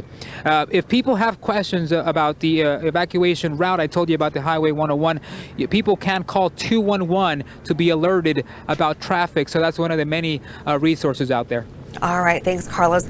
Now, Rob, this is an area that has been impacted by the Tubbs fire just 2 years ago in 2017. Right. I remember being out there in Santa Rosa, and it was scary to see because you're seeing the gas station, the Kmart, just burned down, and it was right next to the highway too. Right. And I remember that winds. People kept talking about the winds too. And you know, as you were mentioning earlier, people that maybe lost their home, had to relocate, maybe they were employed in the area, so they moved somewhere else, and now they're being evacuated again. This, just so you know, weather-wise, wind speed-wise, middle of the night, very similar to what happened with the Tubbs fire as far as how these things are playing out, because what we know about this is that this is not a hypothetical, if a fire breaks out, this is what's going to happen. This is the Kincade fire that you're looking at with a live camera that's updating a still image here every couple of minutes there. And here's a couple things. This is available. We shared this on our website. I believe I shared it on my Facebook page. If I haven't, I'll go back and look and put that on there. But this is a number of web cameras, and the arrow shows you that cone of what it's looking at. So this is going to be just off to the southeast of Healdsburg, pointing off to the north, and you can see how active this fire is. You know, Ananda, I'm sure you've covered a bunch of fire stories. Usually what happens is that, you know, they try and contain the fire during the day, and then they fight it at night because the winds calm down, and that's when the humidity comes up, the winds calm down. They work all night long, these crazy 12-hour shifts, sometimes 24, kind of with breaks in between, because they have to take advantage of the weather. But the problem is that, you know, with this kind of offshore wind and with this fire weather that you see in this area, is that the winds pick up overnight and the humidity is still low and it's warm. And you don't fight a fire like this. In fact, what some firefighters are trying to get out is that in this scenario with this fire, with the Kincade fire, is that they're not patrolling right now to do fire and structure prevention. It's too windy. What they're trying to do is to help with staging to try and get in front of it, to look for advantages where there are, and to help get people out. Because at this point, with 70-mile-an-hour wind gusts still to come, and we've already seen 55 in the area, this Kincade Fire in Sonoma County is only going to grow. And what shocked me, and you know, I've been doing this for a while, I've seen a lot of maps and evacuation maps. They have a mandatory evacuation map that was put out connected to this fire that goes all the way to the coast, all the way to Bodega Bay. Yeah, which is crazy, all right near the coast. Yeah, so what would have to happen there is that this fire would have to come out of the higher elevations. It would have to cross the Russian River, Highway 101, and then it would have to start burning in the Russian River Valley toward Guerneville and then all the way out toward the coast. Now, this kind of scenario, you would think that would never happen. We have seen this multiple times in San Diego. We've seen this in Santa Barbara. We've seen this in Malibu, where fires will start way off in the hills and will cross highways, and the only thing that stops it is the Pacific Ocean. I am not saying that that's going to happen here because this is quite a large distance, but the fact that the experts that do this every day and it's their job to make sure that people are safe did include places like Guerneville in an evacuation order connected to a fire that's on the other side of 101. That's pretty remarkable. I've never seen something that extensive before, but you know, with the winds that are going to be like this all day long, and you can see how actively it's burning at 2:30 in the morning. It is scary. It's not hard to imagine that they're trying to get ahead of this and let as many people know, even the remote possibility that you're caught up in this, that this is what's coming. It looks like people are listening because you're seeing all that traffic behind Carlos's live shot. People are evacuating. I mean, people are reminded of it from just 2 years ago. What happened? Right. And this is, I mean, this is the worst case scenario, but you know, forecasting is better. Unfortunately, we have recent history where people can imagine this may happen to me in my neighborhood, so people are heeding those evacuation orders. Ryan, if we can go to a couple other different cams to get different perspective. And then Mason over here, which camera did you say? That one that was just up. The one that was just up. Let's look for another bright one just to give you some more perspective. There's Pepperwood. That one might be good. Again, and this is available to you online. You can go ahead and look at some of these cameras. We'll try and get that maybe up on our Facebook page at some point. But these are different cameras, and it tells you what direction. Folks, I'll just tell you, usually when you look at these cameras, the only thing you're going to see is street lights or city lights. But the bright color that you're seeing is the fire that is growing. Yeah. This one broke out a few days ago. Evacuations in Geyserville, structures that were burned down. And it's still ongoing, and it's going to be a very dicey time. People in Santa Rosa and people in Petaluma are worried about this fire. Yeah, and I'm also curious to see how much it's grown or if it's grown, because CAL FIRE gives us updates in the morning and evenings. That's how they operate. And so right now we don't have the most updated information because of how CAL FIRE operates, but it'll be interesting to see in the morning what exactly happens, what's the containment like, and how many acres, if this how much it's grown with also the wind. Right, and we're focused on this one because this is the most immediate threat to that area, but locally, we have a fire confirmed in the Corning area with evacuations, and also we've got a crew headed toward Elk Grove. Now, not the city of Elk Grove necessarily. This is south near Essinger Road between 5 and 99.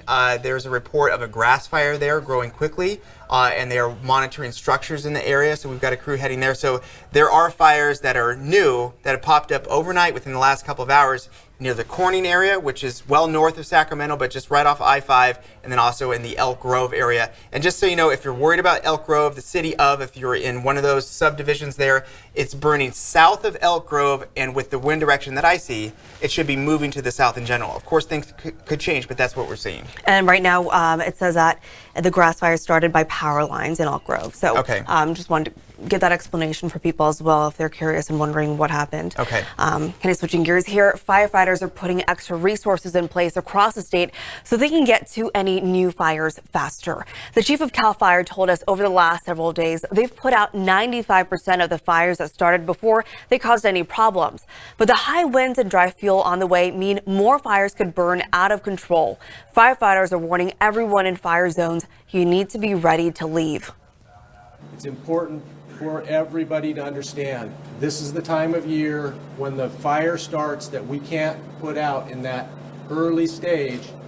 It's going to start running in a direction, and we're going to have to evacuate. For local law enforcement and fire officials, and when they say it's time to go, it's time to go. Sirens coming down your street, please listen to them and have a plan in place to get out of your home. Like we said, mandatory evacuations are in effect for this fire. If you want a link to the evac map, just text Kincade to 916-321-3310 and we'll send it to you. And get the latest updates on the Kincade Fire sent straight to your phone. Download the new ABC 10 app on Google Play and the Apple App Store. Now to our other big story, the PG&E Power Shutoffs forced by some potentially dangerous winds. PG&E is in the process of cutting off power to 940,000 customers. This is the PG&E outage map. We're going to put it up. Okay. Every one of those dots is a community without power. Right now, 961,000 customers are in the dark. But keep in mind, Callaway says every customer represents about 3 people.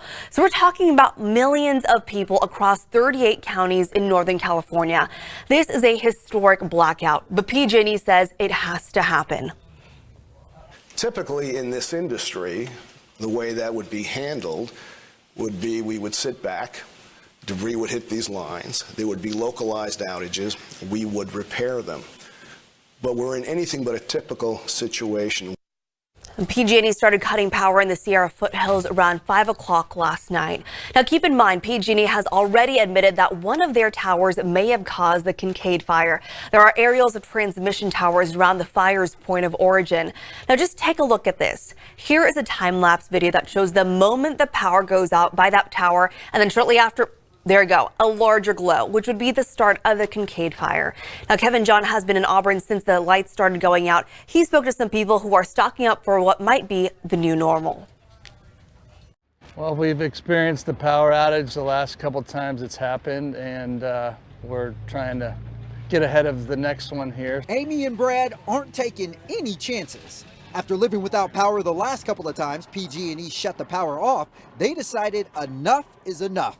It's time for a generator. So we can power up our appliances, basics, and not have to throw out a freezer full of food. Or, start our cars to charge our phones and that kind of stuff. The couple were among the hundreds of people who flooded Home Depot this evening to purchase generators, batteries, and other items they need for the power shutoffs. And we feel like it's going to be something that's going to potentially be the norm. So, if it's 10 years, like they've been saying, that this is going to be an issue, that we feel like the generator will end up paying for itself over time. But no matter how much you prepare for the power shutoffs, it still provides a level of discomfort for those affected. Very frustrating. Being inconvenienced at home is one thing, but people are losing wages. Small businesses can't, stay in business. So it's really concerning that they, think that this is the way to handle this. Being stuck in a blackout area can leave people isolated and vulnerable. That's why Governor Newsom talked about ways to hopefully ease the struggle. We're continuing to work to make sure that we're providing resources in these islands that may be blacked out, including partnerships with Walmart and partnerships, forgive me for spreading brands, but I give them credit for engaging Costco, Safeway, Raley's, among others, to make sure that in these blackout areas that some of these super centers remain open so people can access fuel, food, personal care items, diapers, I'm a parent, as well as medication. PG&E is opening community resource centers for people impacted by the shutoffs. If you go there, you're going to find restrooms, air conditioning, water, and a place to charge your phone. You can find what you need to know about those resource centers right now at abc10.com. And these outages are going to cause problems across Northern California. And ABC 10 will be with you every step of the way. We're extending live coverage to keep you informed with the latest news and updates on the PG&E shutoffs. We'll be live online until 4 o'clock this morning. About an hour later, we'll go on air with weekend mornings starting at 5 o'clock. Let's get another check of the current outage numbers. Right now, it is 961,000 customers without power. And when we say customers, we're talking about households. The actual number of people in the dark is much larger. According to Cal OES, one customer translates to about 3 people. So we're talking about millions of people. And if you want to check this map out for yourself, we can send you the link. Just text POWER to 916-3310. Did I say that right? 916-321. Okay. It's been a long night. Oh, well, we'll just text it to you. All right. What am I thinking? I just said it was a long night. Okay, Rob, we're talking about these power outages too. People are wondering when it's going to end. When is this wind going to end? Okay, so for those of you thinking that this should be over soon, it's not. Unfortunately, this is going to be happening. In many cases, it's going to be ramping up. I was just looking at a wind gust map, and I'll show this to you in just a second. The Sierra foothills hasn't been happening. A lot of reports, hey, it's not even windy at my house.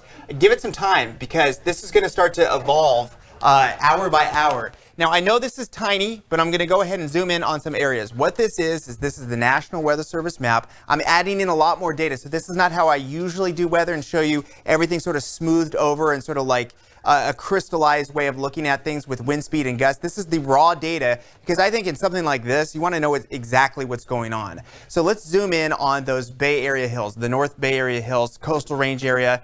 Yolo County, 48 miles an hour. That's a really strong wind gust. And what you're going to see, if you have to divide the valley up into 3 sections, you've got the west side, the center of the valley, right down the heart of it, and then the east side. You're going to see your strongest wind gust this morning out toward that west side and toward the center. And then a little bit later on, I do think that it's going to spread out to more locations, to Lincoln, to Roseville, to Rancho Murrieta, to all sorts of spots that are going to be a little bit more toward the east side of the valley. I think you're going to get in the mix as well, but I don't think you're going to see wind speeds as strong as what you're going to see in the center as well as on the west side. Now, obviously, the higher up you go, you're going to get some stronger wind gusts. That's just the way that it goes. Higher in elevation, there's less friction, less resistance, and some over these ridge tops, you really will get some very strong winds. I had one viewer on Facebook saying, I'm really worried about the Kincade Fire, which is roughly in this area here, north of Santa Rosa. It's right in this spot. I'm worried about that fire going toward Clear Lake. And I can tell you right now that the wind direction is going to be offshore, taking that fire down to the south. In some cases, it's a straight north to south, taking it closer towards Healdsburg. But that's going to be the case throughout the rest of this morning. Absolutely, as things start to change later tonight and early tomorrow morning, as the winds start to slow down a little bit, the tendency is to have onshore winds from the ocean to land, and that would make a big wind shift as far as fire growth and fire potential and things like that in smoke and haze. But I would say for the next 12 hours for sure, it's going to be going offshore. So then we move more toward exactly what I was talking about. So some of the strongest wind gusts are going to be in the center and the west side of the valley. 45 miles an hour at the International Airport in Sacramento. That's pretty strong for the airport. And then also seeing some close to 40-mile-per-hour wind gusts in places like the Executive Airport. And then notice 29, Citrus Heights 22. And then you get to places like Coloma or Folsom 23. And some of these Sierra foothill spots like Placerville or Arnold or you name it, they're just not very strong right now, but you have to see in the coming hours and even by tonight, I expect some of those spots you're going to get in and you're going to see some of those stronger wind gusts as well. What's a little bit north of here, this is Grass Valley 24, that's not that strong, but again, give it some time and the wind speeds will pick up. And then this is again what I'm talking about right there, 59 miles an hour near Lake Oroville, and just off to the north, a 70-mile-per-hour wind gust near a place called Jarbo Gap. Where the heck is Jarbo Gap? All you need to know about that is that's the exact location where we saw the campfire break out. It's these narrow canyons and passes that can funnel all the wind and really get some of your most extreme gusts in the entire event are going to be in some of these places. Again, since midnight, that's that spot right there, Jarbo Gap. And to explain the difference and why it's so confusing, why it's frustrating for the whole power outage situation, what matters the most for PG&E and for all these power companies, and this is going on in Southern California as well, is the wind speed at your house does not matter nearly as much as what's going on for the entire transmission line. For example, if you live in Chico, your power may be coming from places upstream off to the north. It may be flowing through big transmission lines in the Feather River Canyon, and then they may tap into that and bring it over to Paradise and bring it over to Chico and Magalia and places like that,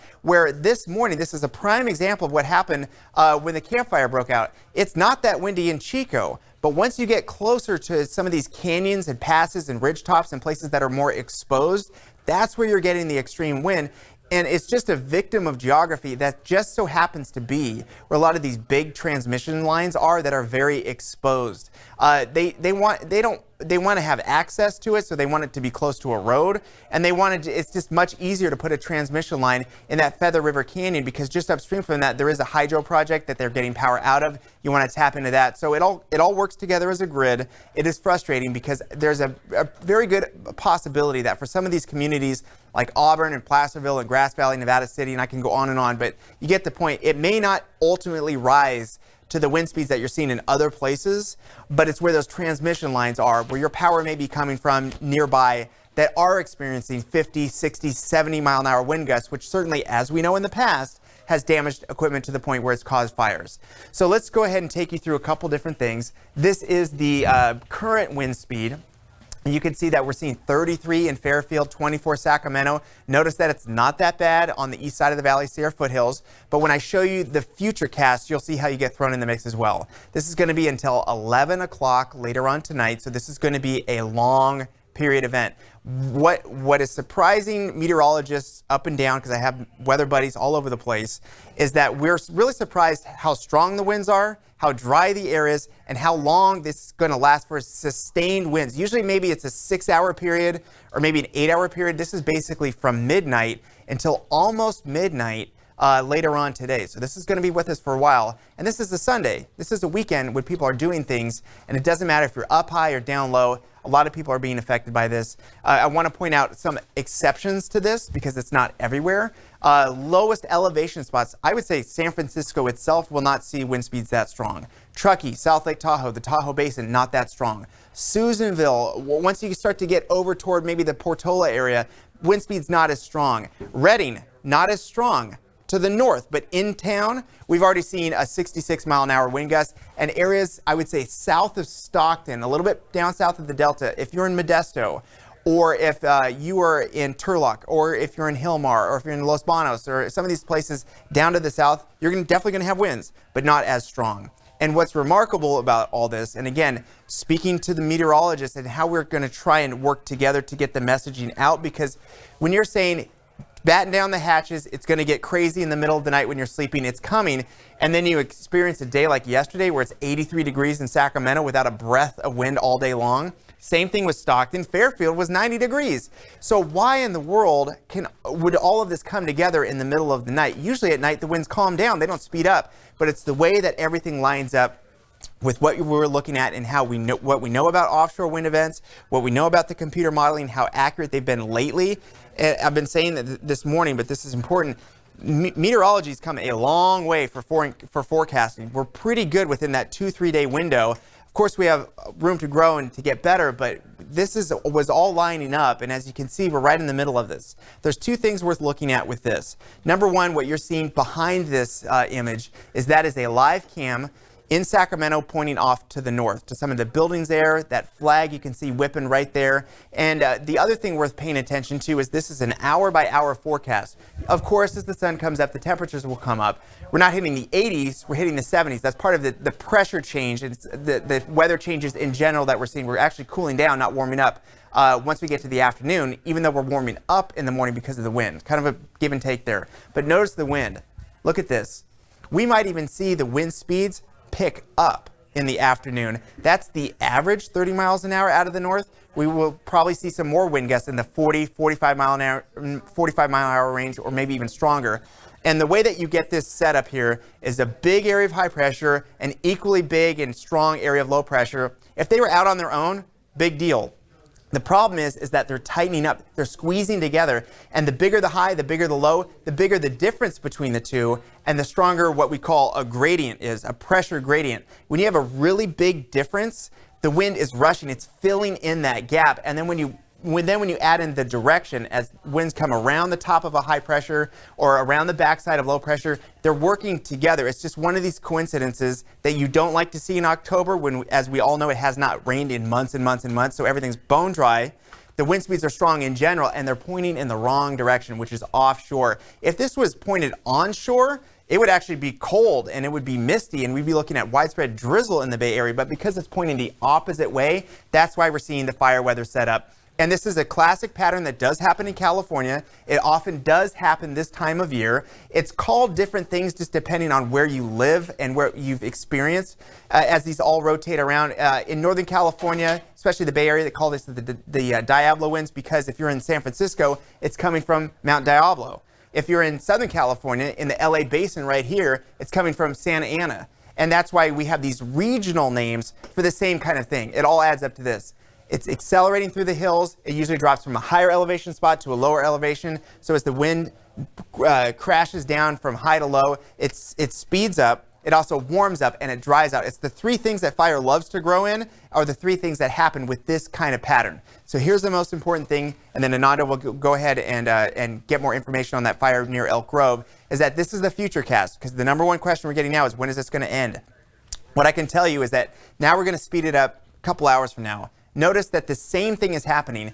Pretty strong winds in the middle of the valley. You're going to get your strongest gusts for higher elevations in the coastal range, where we currently have the Kincade Fire, which is roughly burning in this area. Still gusty, not a good situation out there. And this is discounting any new fires that may pop up. Already this morning, since midnight, a fire near the Corning area, and as we mentioned, in the Elk Grove area, south of Elk Grove, I should mention, any north winds would push fire growth to the south of town, not toward town, but there are other communities, there are other farms, there are other ranches, there's people that live in harm's way as that moves to the south.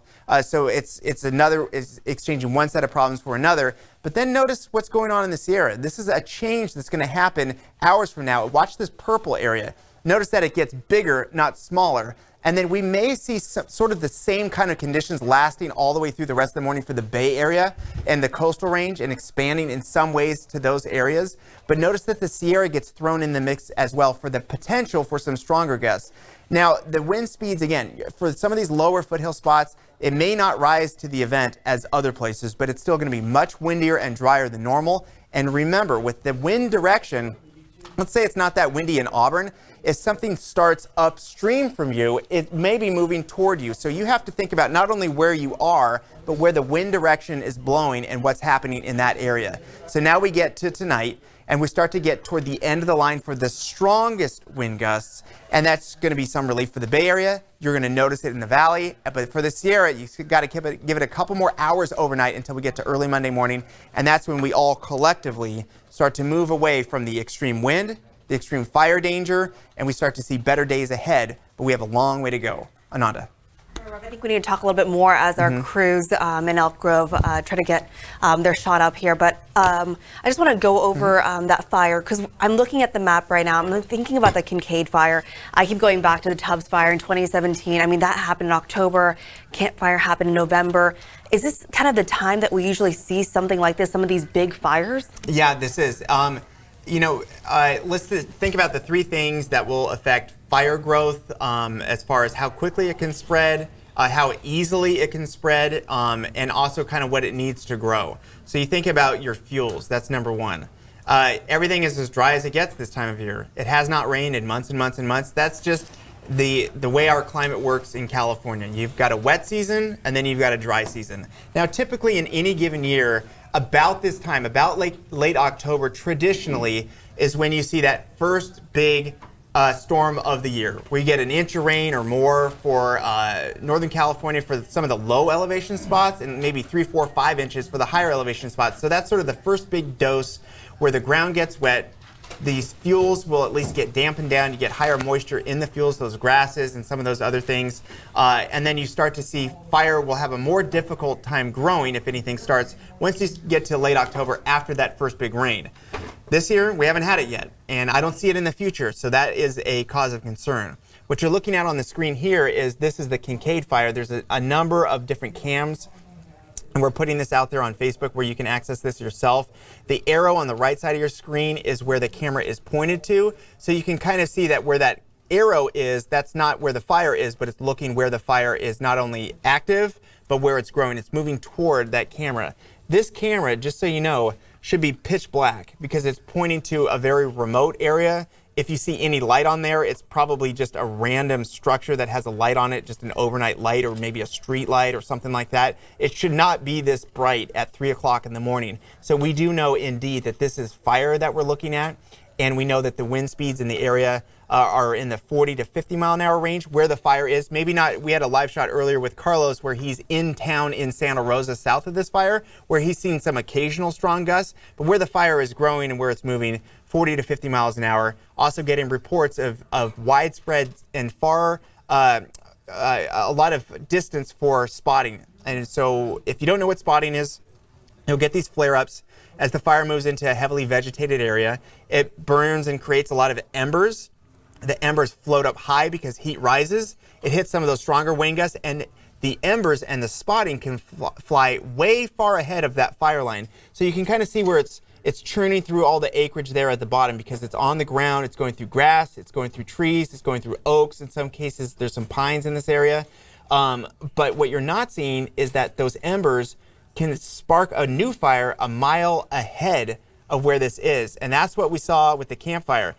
For example, we saw with the campfire spotting 1 to 3 miles ahead of where the fire is. So when I'm hearing this morning from people that are there observing this, that they're seeing spotting 1 mile ahead of it, it tells me that it's on par with sort of the explosive leapfrogging fire growth that we've seen with some of these unfortunate disastrous fires in the past. Not saying that that's what's going to happen here because we've had plenty of evacuation warnings out well early. So perhaps the people may get out, but the structures can't get out, obviously. And that's sort of where this is going because this is in not a very densely populated area as of now, but where it's going, places like Healdsburg, people live near in the hills near Healdsburg. That's where this is going next. I've only been here for a little over 3 years, but I remember one of my first fires was in that Clear Lake. I could see a little map, the Clear Lake, Lower Lake areas. You were talking about just the landscape, right? Is that an area that usually is that just prone to fires? Because I feel like every single year I always hear about a fire. You know, the Mendocino Complex, Tubbs Fire. I forgot what fire I went to originally in 2016 over the Lower Lake area. But is that just the landscape and just also the winds that just collects over there? Yeah, you know, it is very prone to fire. What I'm going to do here, since we've got a little bit of time, is I'm going to get a graphic together while I'm talking to you so you can see the history of fire in this area. I think this always kind of shocks people, so I'm doing two things at the same time, but I think it's worth it. So what I'm going to do is I'm going to make a graphic here on my computer, and then I'll get it on my weather computer, and I'm going to focus in on that area that you're talking about. So we're talking about Napa, Sonoma County, Clear Lake, or Lake County, which, by the way, some estimates within the last 3 years, upwards of 40% of the entire county has burned from recent fires. Yeah. So this is what I'm going to do. I'm going to go ahead and show you this. This is a history of fires in the area going back to 2002, and they've layered this on a map here. It's a mapping program called geomac.gov. So it's government. It's with the USGS, the Forest Service. It's with a number of different agencies. And with the invention of GIS and being able to get exact coordinates for all these perimeters and layering it on a map, you can kind of see what's going on over the history. So we have a better idea. Back in the day, the mapping technology was not that good. It might have been aircraft with some estimates, but now they have infrared technology, they have satellite technology. There's just different ways that they're able to get after these fires and really get a perimeter. And the reason why they use this is with a lot of these fires, they'll have something called mutual aid. And as a reporter, you've heard all about this. You'll be at a fire, and then all of a sudden, you may have left Sacramento, and then 2 hours later, the Sacramento Fire Department showing up, or Davis, or what have you. And so a lot of firefighters and people that manage these situations are often coming from maybe outside of the area, and they want to get up to speed as quickly as possible. They want to know a bunch of things. Of course, they get the weather briefings. They get all of those things that you can get in the moment, but they also want to get the past fire history. They want to know the urban-wildland interface, which is very important. Where's the wildland? What are the rules of engagement? If it's Forest Service versus private land, there's different rules, so they need to know all these things. And okay. Yeah, there we go. So what you're looking at here is, there's a bunch of different layers, but this is the Kincade Fire. So that triangle is where the rough origination of the fire is. And to your point, these are the perimeters of all the past fires going back to 2002. I would have to go in and dig up each one. But the Mendocino Complex fire, that's that big brown area. Yeah, oh my gosh. The biggest fire in state history, more than 400,000 acres were burned in that one. And to go back to a point that I've been making multiple times, just because I think it's important for perspective, is that fire, they went back and investigated, that fire was just an unfortunate accident. A gentleman who has a ranch out there was, and this is news to me, but he was trying to kill a hornet's nest that was in the ground with a metal spike. Yeah. And he was hammering the spike, and metal to metal, it created a spark. Not intentional, no charges or anything like that, but that's how that fire started. It just so happened to start at a very fire-prone time of the year. It was very hot, it was very dry. I think it was more in the summer, if I remember correctly. But you can see all the perimeters. This area has burned many times in the past, and sometimes one fire will burn up to the perimeter of an old fire from 3-4 years ago. But the other thing about Northern California is that everything grows here. Grasses come back the next year, and some of these shrubs will come back maybe 3-4 years later. The trees might come back 10, 15, 20 years later. So it's an area that has burned in the past and will burn in the future. But when it happens back to back to back to back to back, and with some of these really intense fires, sometimes it changes the composition of the soil. Some plants are favored to come back rather than others, so sometimes the actual vegetation will change over time to some of this stuff that grows quickly, but it burns quickly. And we're seeing that in the Sierra as well. Not the big hardy trees, your sequoias that actually need fire to be successful. You start to get the scrubbier, fast burning type of vegetation that it comes back, but it's not as hardy as some of the other stuff. And you're kind of seeing the map there. What surprised me so much is that there are evacuation orders all the way to Bodega Bay, and people are questioning that it's all the way to the coast for the Kincade Fire. Right. When the Kincade Fire first broke out, we were on air and we were monitoring it. And what someone pointed out to me, because I wasn't really looking there, is they said, "Look at this. This extreme windy, dry, and warm weather goes all the way to the coast." It was 76 degrees in Bodega Bay, and if you haven't been there, usually when you go to Bodega Bay, you're trying to find the warmest coat you can find, because you know you're going to be right next to the cold ocean. That ocean's always 55 degrees or colder, and if the wind comes off the ocean at all, it's going to be a little bit foggy and it's going to be cold, and that's why it's a place to go in the summer, because you know you can always count on it being colder than other places and nice, cool, and refreshing, something different. But what happens with this kind of pattern is, as I showed you earlier, it gets warmer, it gets drier, and you'll see that warm air all the way to the beach. I guarantee you right now in Bodega Bay, and I'll try and look up the temperature, I guarantee you it's way warmer than normal all the way to the water's edge. Okay, so our producer just told us that our crew is ready in Elk Grove. Okay. We've been talking about this grass fire. We're going to take you to Elk Grove, where a grass fire has broken out. Fire officials are calling this the Row Fire. Joey is on the ground right now. Joey, what can you tell us? Well, right now I can tell you that there are some big flames just right over my shoulder. I'm just going to step out of the frame so you can see a little bit better.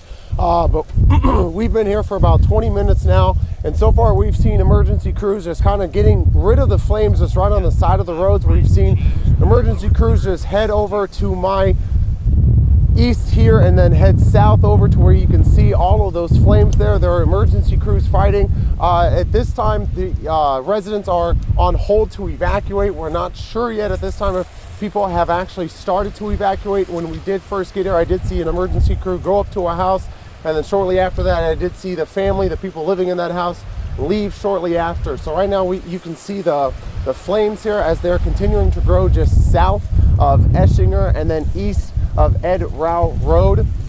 And that's where we are right now. This time I'm not able to tell, just because of how dark it is, if any structures have actually been affected by this fire yet. Obviously plenty of grass and plenty of trees have been affected by this fire, but this time still unclear if any homes have been damaged. Again, residents here are just waiting on standby to see if they have to evacuate or not. The call for the fire came in just about 20-25 minutes before 2 o'clock, so around an hour ago at this point. On our way here, I did see residents just staring out their window at the flames, just really on standby to see if they're going to have to leave or not. And it's believed, California Highway Patrol is saying that it's believed that this fire was started by down power line. When we first got here, we did see a power pole actually connect, hitting the power lines on Edrau Road just west of Eschinger. So again, right now, emergency crews, fire crews are battling this fire just south of Edrau Road, south of Eschinger Road, excuse me. And this time we're still waiting to see if residents have actually been ordered to evacuate or not. Like I said, they are on standby right now to see if they're going to have to go. And at this time, it's still unclear if any structures have been burned. We're going to continue working to find that out, and we're going to report back to you later. All right, Joey, can you hear me? I know that it's really loud out there, but I just want to ask you a question. Can you hear me? Okay.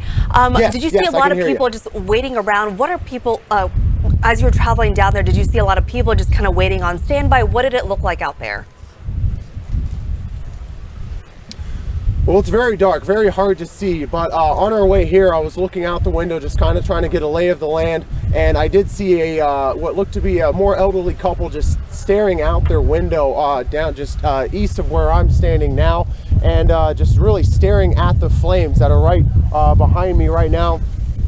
They were just staring at them. And then just to my left here, there was another emergency crew that went up to a home. They knocked, they were talking with the residents that lived there, and then just a few minutes after that, those residents got in their car and they left. Whether they were just recommended they should leave or whether that was a mandatory evacuation, I'm not sure of at this time, but those are the only two residents or two families that I've been able to see right now.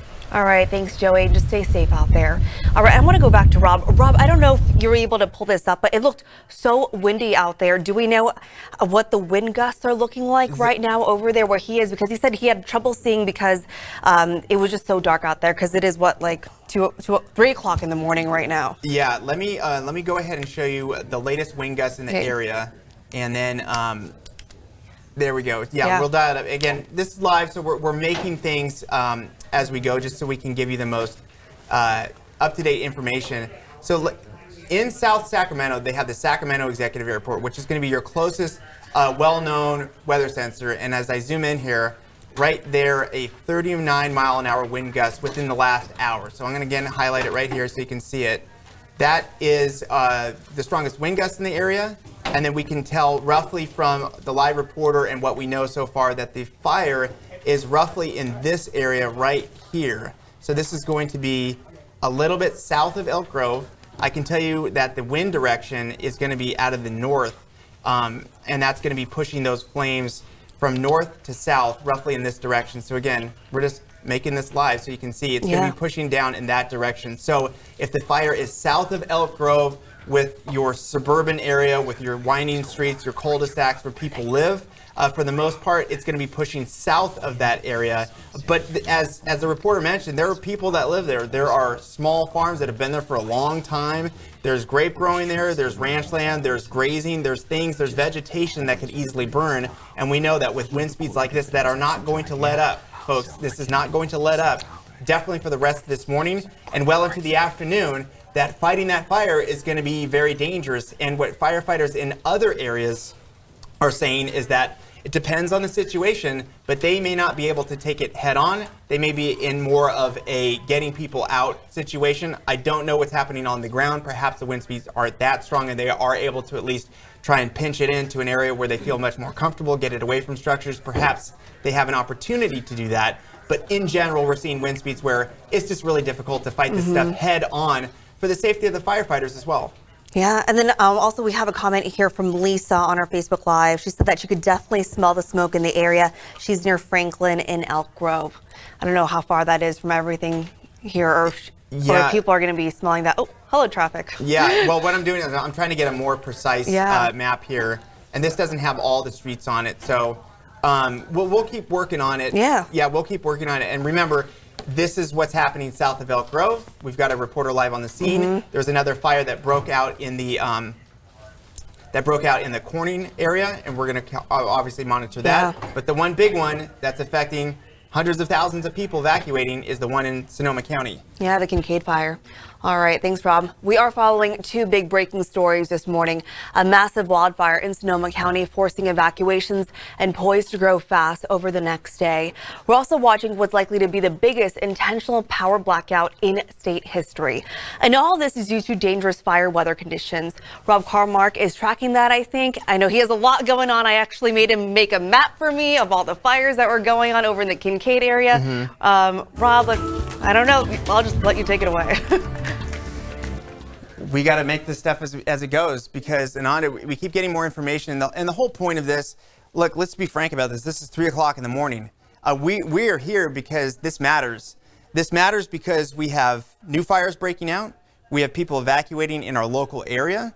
We have dangerous wind that's going to create problems just in general. The wind itself is going to create problems. We just had Kevin come in. Kevin was up in Auburn, and he was describing to me how strong the winds were just driving on the road. Kevin, come on in here. I know you're not mic'd up, but I want you to come in here because I have a loud voice. So. Yeah. So explain driving from Auburn to Sacramento. What was it like driving on the road? Yeah, absolutely. Well, first of all, like you said, I mean, the windy conditions were just unimaginable. You know, you're driving through there. It looked like it was a smaller tornado or something. There was a lot of leaves and debris, things of that sort coming across the freeway. We even saw a tree that was down on the side in the embankment, but it was picking up as we were coming down. And like I said, just lots of leaves, lots of debris, stuff flying across the freeway. We kind of had to go slower, around 40 miles per hour coming back because it was just so intense. Now, going from Auburn, which I've been describing all morning as not as windy as other places, did you notice a big difference going from Auburn and then in through Rockland and Roseville and then farther into Sacramento? Did you notice the winds picking up and more just issues related to the wind the more you came into the valley? Absolutely. It seemed like it was accelerating the more that we were starting to head west of there. When we were actually just in Auburn, the wind wasn't that bad. Like really, when we were in the heart downtown, it really wasn't that windy. But the moment we started on the freeway and started heading west, it just started picking up slowly and slowly, kind of like a snowball effect. So, you know, just like I said, I haven't seen anything like that in the time that I've been here the last year. But just a really scary scene. And, you know, the visibility wasn't that good either, partly because it's night. But when you just keep seeing this stuff blowing right in front of you, we had to slow down, like I said, as a precaution. All right, Kevin, thank you so much. I'll let you get back to work. So again, I wanted to bring Kevin in here because we're going to talk about a bunch of different things. We're going to talk about fires. We're going to talk about power outages. We're going to talk about all sorts of things. But I think if you're not in a fire-prone area, if you're just living your life and you want to know what the day ahead is like and you live in a suburban area and you're surrounded by concrete, you're still going to have to deal with the wind. And you're still going to have to deal with driving around and leaf debris, tree branches down, patio furniture taking off, trash cans all over the place, things that tend to go down in the wind. That's going to be your reality through the middle of the night and through the rest of today. Now, I showed this a little bit earlier. We were talking about the Kincade Fire, which is right over in here. And it has this, why is this area so fire prone? It's just a dry area. It's got rolling hills. It's got a bunch of mixed vegetation that easily burns. And when you get to October, any offshore wind event, anything that starts, grows quickly. And even in the middle of the summer, which some of these fires were in the middle of the summer, it burns and the vegetation does come back, but this is a very fire-prone area, and they're seeing another big one burning right now. So a couple different things. The wind gusts moving in since midnight have been really strong. And usually when I show a map like this is from the National Weather Service. This is way more data than probably you're going to see anywhere else because I want to show you the raw data. It doesn't look that great, but I just want to give it to you because I think it matters. Is that we're seeing not only wind gusts for some of the more favored spots, these high ridges and canyons and passes and places that we know get windy. You know, if you go and climb a ridge top, it's usually pretty windy, right, on any given day. But the valley is seeing some really strong wind. As Kevin just described, it's actually accelerating. It's like a snowball effect because what's going on here is that we have wind coming in from the north. We have wind coming in from the east to west.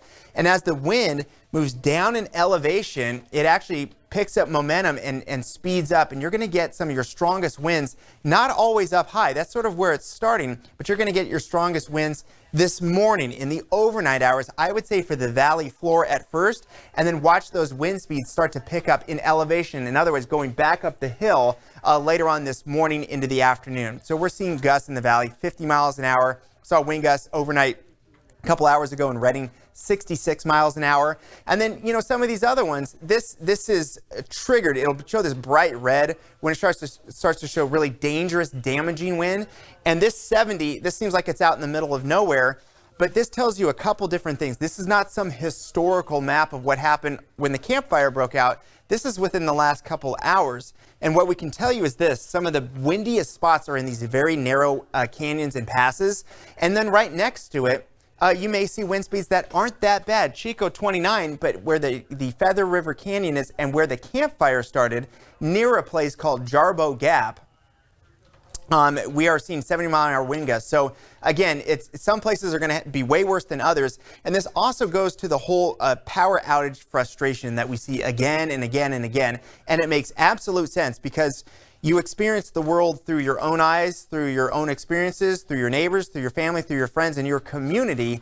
And if you're in a place like Placerville or Auburn where you continuously are having your power shut off and it hasn't been that windy, it is frustrating because what does this have to do with you? You have to just understand that maybe in that canyon upstream or that hydro power plant, that dam that creates power 24 hours a day, places like at the bottom of Lake Oroville or all these other tiny little lakes, they almost always have a dam and a power plant at the bottom. You have to understand that when the power is generated, it goes into these big, tall transmission lines, and then it gets ultimately to your community. The weather has to be not that windy or not that destructive for the entire line. And that makes it very difficult because some of these power lines are just victims of geography. They just tend to go through some of the most extreme areas for weather as they produce power and then ultimately get it to your house. As far as what we're seeing in the Clear Lake area, some very strong wind gusts. What I can tell you, the direction is important, where the Kincade Fire, all the fire growth and direction and smoke, which is important as well, is going to be moving down to the south. And what we were talking about earlier, Bodega Bay, let's see here, this is Point Reyes. Dillon Beach, I think, is right back here. I think Bodega Bay is right in this area here, tucked behind that little headland. They have mandatory evacuation orders, not just for areas close to where the fire is here, but clear out through Guerneville, the Russian River Valley, and out toward Bodega Bay. I think they're being overly cautious in some ways. However, it's not impossible to imagine if you have 12 hours of winds that are 50 miles an hour or stronger, and it's just as dry all the way to the coast. There's no stopping this, and there's plenty of vegetation. You have to imagine things like this, past history, it has happened before, so that I think they're just trying to get ahead of it, because when it comes over a ridge top and then you see these embers start leapfrogging from ridge to ridge to ridge like it did in the Camp Fire, things can happen very, very quickly. So as far as the current winds, we're seeing the same sort of pattern that we've seen with past wind, and certainly with this one. The strongest wind gets the middle of the valley, the west side, the coastal range, that one extra spot near Santa Rosa, and then you go out to the Sierra. The crest right now is pretty windy. If you're going over Donner Summit, if you're going over Echo Summit, maybe even all the way down toward the Carson Spur, maybe some of those spots there off 88, maybe all the way down to 4, to be honest with you, Ebbets Pass, the wind's starting to move in there. But in between Auburn, Placerville, it's not windy. So it's sort of that disconnect. It's going to take some time, and I'm going to show you a graphic in just a few seconds here that will show you how this fills in later on today. Because ultimately, the people that will experience strong winds at some point between 11 p.m. From yesterday till 11 p.m. later on tonight is the whole area. It does not include Truckee or South Lake Tahoe, because remember, the winds are starting to originate there, so they're just getting their act going here. It'll be breezy and windy in those spots, but once it starts to go up to the top, it goes over the crest, and then it starts to accelerate down. You see more wind, you see more wind, you see more wind, and then ultimately goes all the way to the coast. So again, there's a lot of different terms like high wind warning. That's the top level thing you're ever going to see from the Weather Service just in regards to wind. Behind this, there also is a red flag warning, so that's sort of a combination. If I threw all the colors at you, it'd just get you confused. Just know that anytime you see these strong winds with how dry it is, it's a fire risk as well, all the way until 11 o'clock later on tonight. So again, this includes basically everyone.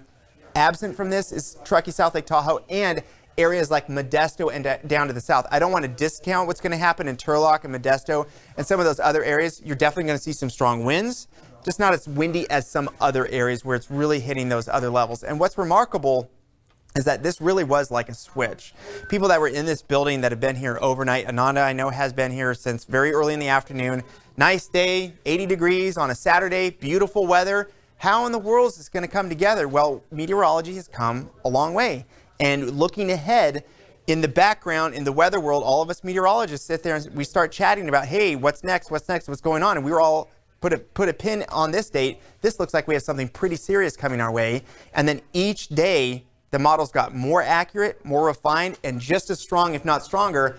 So we were really telling the story about what was going on. I just want to explain a couple more things. I want to show you the future cast here, because this is the most important thing I can show you, is this right here. Wind speeds ramp up later on today. In some places, it'll be about the same, but notice later on this morning, see how the Sierra gets in on the act as well. So if it hasn't been windy in your neighborhood, give it till this afternoon. Strong winds don't really let up until we get to later on, early on Monday morning. All right, Rob, I want to go back to that. You're probably seeing that current SMUD customers, 3,200 people in Sacramento without power. When you look on their website, they say that SMUD doesn't have any public safety power shutoffs planned at this time. But when I look at the map right now, I'm looking at this on my phone. I'm clicking on one of them. It happened just at 3:07. They're estimating that people get power back on at 4:40 a.m. And the biggest impact is about close to a little over 900 customers. And as for description on their site, that they are still accessing the outage. So just wanted to address that while you're seeing some of that. All right, going back to that grass fire in Elk Grove. We just showed you a map of the location, and fire officials are calling this the Row fire. Joey's on the ground right now. Joey, what can you tell us? Well, right now I can tell you that emergency crews are seeming to be focused on this fire, just this portion of the fire just right over my shoulder here. It's burning a few trees, burning some grass. It's very close to a structure. I can't really make out exactly what that structure is at this point with how dark it is out here right now, but it seems that the emergency crews are starting to focus their attention more on just protecting this structure. I've seen at least 2 or 3 trucks kind of come off of the roads and into that property to start fighting. I saw some crews out there earlier putting out some of the grass fires. As you can see right now, there is still some fires burning. You can see some flames also in the distance there. What looks to be, at least a mile away from where I'm standing right here. I'm at the intersection of Ed Rao and Eschinger Road, just south of Eschinger. At this time, we're still not clear if people are being ordered to evacuate at this time or not. I did see some emergency crews going door to door earlier, about 20 minutes ago, and I did see a family leave shortly thereafter. This time, don't know if that was a mandatory evacuation or that was just a recommendation to leave this area because of the flames. So right now, California Highway Patrol believes that this fire was started by downed power lines. And actually, when we first got on scene here at the intersection of Eschinger and Ed Rao Road, we did see a power line actually with some embers on it and also just kind of laying down on top of the power lines. That's since been put out. That was right along Ed Rao Road. And but again, crews are seeming to focus more on just this structure that's just right over my shoulder. I'm not sure how well you can make that out right now, but there is a home just right over there beyond these trees here.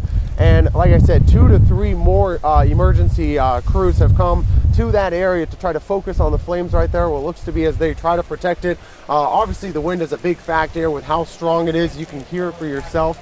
But yeah, we're going to keep monitoring this situation, but for now we're going to toss it back to you. All right, thanks, Joey.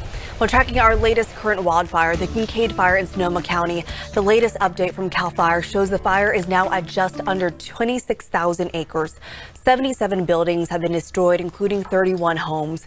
98,000 people are now under evacuation orders. Now, here's a look at the evacuation map. It's on the Sonoma County OES website. If we can, okay, there you go. A large area there in red, and it could grow. If you're under an evacuation order, get out. CAL FIRE says this fire could take off with the incoming wind event.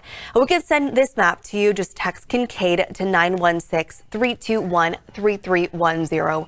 CAL FIRE says this fire will spread fast. It is going to have some dangerous rates of spread, extreme long-range spotting over 1 mile, and some very high flame lengths. As it gets down into these canyon drainages tonight with that northeast push at midnight, we're going to see those rates increase dramatically. Carlos Herrera is on his way to the Kincade Fire. You're over at the Sonoma County Fairgrounds. This is one of the evacuation centers. What can you tell us? What does it look like out there? It seems really windy.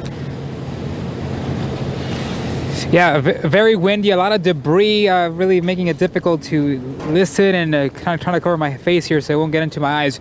Back to your question, a lot of movement here right in front of the Sonoma County Fairgrounds. We've been seeing people coming in and out of those double doors there. A lot of volunteers standing outside here just earlier this morning. People parking their cars here and just asking questions. Good news here, though, is that there is a lot of room actually for evacuees here. We've seen them go inside, check in. Whenever they check in, they're given water, blankets, and then if they want food, they are given food as well. Big concern here, though, has been the parking. People have been driving around making circles trying to find a parking spot here. We've also seen people driving there and pulling their trailers with their animals or horses mostly. Now, going back to the wind comment you made, Rob has been talking about it all morning. Take a look here, though.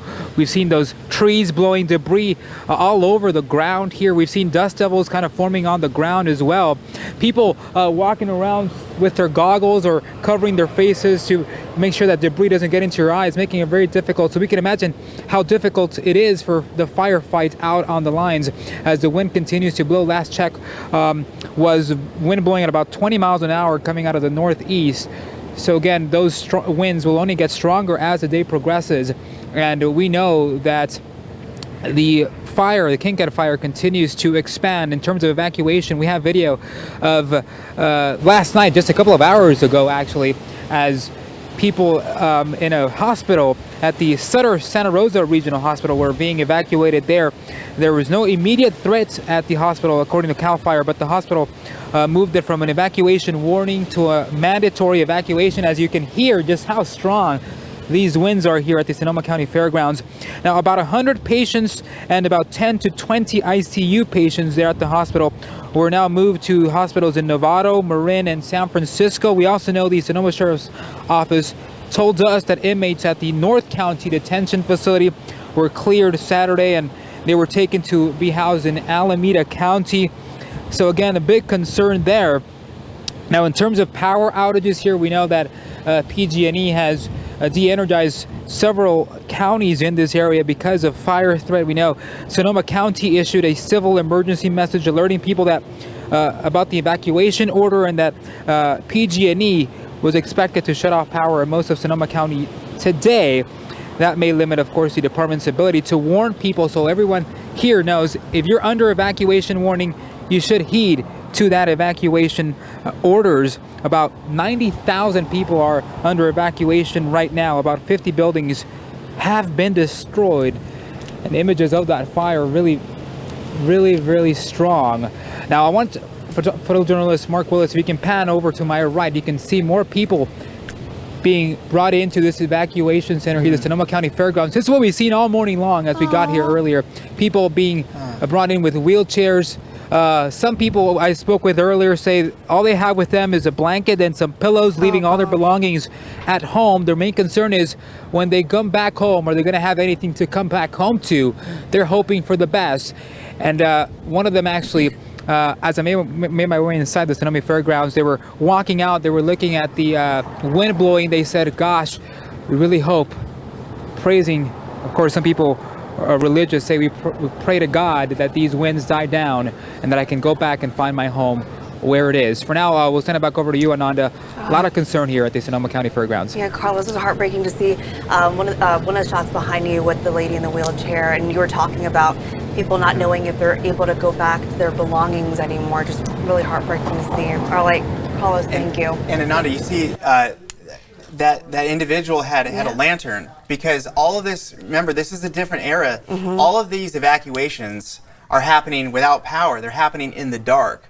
And you know, if you've ever lost power at your house, all of a sudden it's like, well, what do we do? What's going on? There's just a general moment of confusion and concern, and you're off balance. And then you're going through this, and in some cases, this might be the second time they've had to evacuate recently. Yeah. So you can just imagine all this, the stress and anxiety that so many people are going through right now. Yeah, and then, you know, kind of going back to, this is not the first time for a lot of these people. This might be their second time. You know, talking about the Tubbs fire, a lot of those people just finished rebuilding their homes in Santa Rosa. And to think a lot of them, I'm friends with them now on Facebook because I've done so many stories with them. One of the biggest areas that was impacted was Coffey Park. And a lot of them just finished rebuilding their homes, and now they're leaving again, not knowing. Right, and you know, if you looked at a map, or if you ever drove through the Coffee Park neighborhood, you wouldn't think that this is a fire-prone area. It's suburban.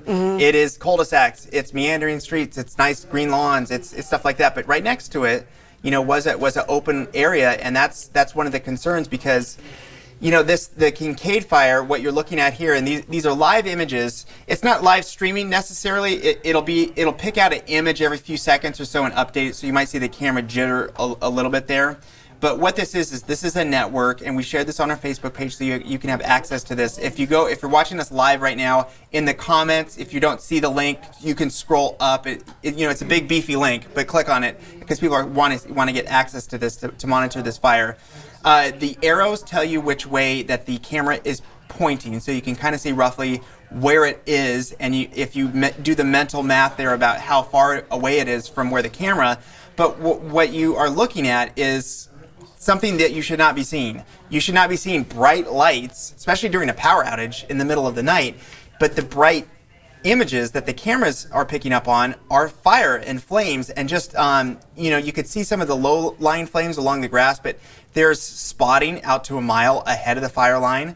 There's torching. That means that the whole tree will go up at once. That's a whole bunch of embers that go way up high, which once it hits the winds, then it goes far out. Yeah. So these are terms and conditions that people experience in big, huge, severe wildfires off in the distance. And the problem is that this is heading toward more populated areas. We're getting some reports that it has crossed 128, which is basically the main highway that goes up along north of Healdsburg towards St. Helena and out towards Geyserville. But this is south of Geyserville. But it's getting toward places where people live, where people work, where there's wineries, and where people are at risk.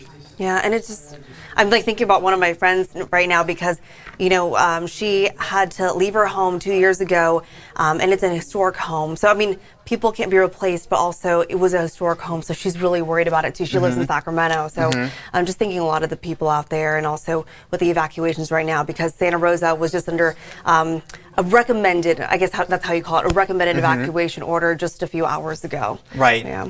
And you know, again, it's that moment of you're hoping that it's not coming to this. You're hoping that the meteorologists might have been a bit off, or something changed and the wind speeds were not going to be that bad. But I think we all realized tonight here in Sacramento and in other areas that it got windy everywhere all at once. And it was like that. We've been describing it as like a switch going off, because you would not imagine, if you experienced today here in Northern California earlier today, you would not imagine that this would be taking place at night, because the day was so beautiful and so calm. There was a flare-up in the Kincade Fire, let that be said, but for most of Northern California, it was a quiet, nice day. But with the advantages of where we're forecasting is, we can look ahead and see things like this sort of taking shape and get out ahead of it, because all you can really do in a situation like this is know that it's coming and make the move when the moment is right for you. And for many people in that area, they're evacuating, but we are seeing that moment happen south of Elk Grove right now as a fire is breaking out within the last hour or so. And we do have a reporter on the scene for that one as well. We'll get you an update. Yeah. All right. Thanks, Rob. Well, firefighters are putting extra resources in place across the state so they can get to any new fires faster. The chief of CAL FIRE told us over the last several days, they've put out 95% of the fires that started before they caused any problems. But the high winds and dry fuel on the way mean more fires could burn out of control. Firefighters are warning everyone in fire zones, you need to be ready to leave.